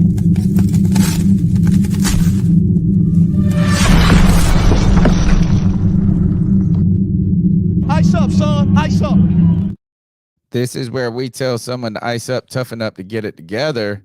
Guys, I need your help on the ice up picks. Who's out there ready to ice some fools up? Well, I got actually a pretty good one this week. I'm pretty proud of it. Well, I've got at least one. Go ahead, Greg. Lead us off. Okay. College game day. I'm not icing up college game day, but I don't know if any of y'all watched it last week. Desmond Howard was on it. And it was Washington. I can't remember who they were playing. I know the quarterback for Washington's last name is Penix or Penix. It's spelled Penix. Yeah. So this is Desmond Howard on College game day. Just you got to listen to the chant. Hold on, let me. I should have just put this on. Share audio. Here we go. I want to share this. Did it not go up there? Oh, there it is. Okay. So listen to this chant. Adversity to get here. He's grateful to be Washington's quarterback. And they know that every time he takes the field, he's going to bring that big Penix energy. He's gonna breathe. All right, let's pull it down before we get. Big Penix energy, baby. But did he say Penix? He wasn't saying Penix. Not by any means. Penis. Yeah, All listen right. to this again. That time he did. Yeah. No, that's hilarious. Second time he didn't. Penix, by the way, incredible talent. I like that dude. I like his style. And he's a lefty too, man. That's pretty cool. Mine is very short, very sweet, very to the point. Don't ride a bicycle on the fucking highway, bro. Oh, this is my type of ISO.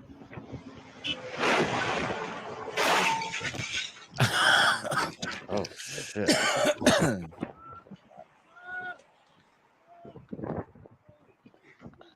And there's a troop of them. It's not Like- even just one. They all got hit. Play that again. Holy crap. Yeah. Hang on. That moaning afterwards is like Yeah. so- Yeah. Oh, wait, hang on. Yeah, you definitely don't ride your damn bike on the highway. Oh. Oh. Dude, so easily he could have went under that fucking truck and just There is been some moaning. been a dead man, dude. Oh, terrible. Yeah, I sup. You play stupid games, you win stupid prizes. It's true. Tony, you do yours, brother. I'm trying to figure it out right now. Well, mine's a downer. All right, you know what? I'm gonna. All right, you go ahead. Do yours. My ice up pick last week was regarding everything that happened in Israel and the Hamas terrorists. I was icing them up. This week I'm icing up a lot of the people who are out there in pro Hamas rallies, and justifying the rape and murder of women and children, and believing that it's an equivocal suffering to what has been widely misunderstood, and most people don't really understand the entirety of the true conflict in Israel. And so a lot of these people are coming at this with this incredibly ignorant stance that Palestine and Hamas, what they're right in doing what they've done. And then they're just victims. They're just victims. If you're a victim, you're not GoProing the murder of women and children. If you're a victim, you're not taking 200 civilians as hostages. And you're certainly not, if you are a good moral country or a good moral governing body, you're not going to hide behind civilians in hospitals. You prevent your citizens from actually leaving, killing them on the way out. This is anybody who is pro Hamas in this entire endeavor. I'm icing you up. I understand there's nuances to this. I'm not advocating for the death of civilians or children on either side. But if you are somebody who looks at this and thinks this is all right, you're an absolute fool. And I'm icing you up. And also I'm icing up anybody who doesn't believe in the right to bear arms after seeing what happened to Israel, who is an unarmed country outside of their military and their police. My ice up. Amen, brother. My ice up goes to. Might need to milk up on this one. Look at this. Oh, and I got something. Oh, I got a little treat that we're gonna experiment with throughout the season. The new world's hottest pepper, Pepper X, is 3 times spicier. Yeah, I heard about this today. Than the ghost pepper. Oh, there's yeah, a video. Hot ones, the guys that do, they ask the spicy questions and they eat spicy wings and shit. They just had the Ed Pepper X on the show. Yeah, and they Buckers. ate the Pepper live on the YouTube channel. It says it has no real throat burn like the Reaper, but that comes on later when you're in pain. Look, so get ready to ice up. It was because there's going to be some 2.69 idiots. million Scoville units. I think it's the new world record. That's what I heard. It said It's pretty this insane. is that they stabilized the Pepper X. How about that? It's like volatile, like it's like dynamite, bro. Yeah, hell yeah. It says the Pepper X measured an average of 2.693 million Scoville heat units. Yeah. A jalapeno is just 2,000 to 8,000.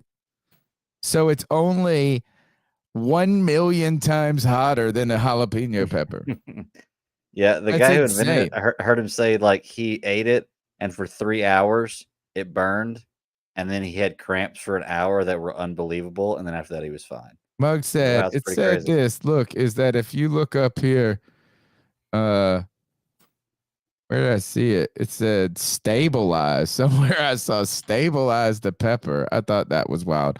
Okay, so you ice up there. The other thing I want to think about is today, I like when I'm, and I shouldn't tell you this, but like when I grade papers or something, I put like a movie on the side or something like that. I treated myself to watching an old favorite of mine, Grandma's Boy. Oh, great movie. It's like one of my classic. Real good one. So what I think I'm gonna do for my own mental health this season is after each loss, I'm gonna watch the next day an old funny movie to put me in a good mood. Because this Grandma Boy thing, I was living it up. I actually watched most of it yesterday and then finished it today. And I'll just leave you with this. Dude, I can't believe you came on my mom. Shit's weak. Shit's weak. Shit's weak. That's the C3 Panthers podcast brought to you by CarolinaCatChronicles.com, where every Tuesday night we chop up the latest Panthers news and opinions from the fan perspective. Thanks for your support. Thanks for your time. Thanks for your energy. We need your help. Lock arms with us throughout the rest of the season. Thank you to my brothers on this panel, Cody Lack. Yeah, man. Every Friday at 7 p.m., Friday Free For All, the show for the fans, by the fans. Be a part of it and join the show via StreamYard. Every 30 minutes after every game, we'll be doing our post-game show. Off this week, thank goodness. And then, yeah, find my written content on drafttech.com, where I write for the Panthers, Texans, and now the Jaguars. They got your Wow. boys right now. You're just expanding. CK, good hanging out with you, my man. It's always a good time. Happy to be here. And man, we'll be here next week, I guess. At Codizzle_Allen and the Bat Daddy.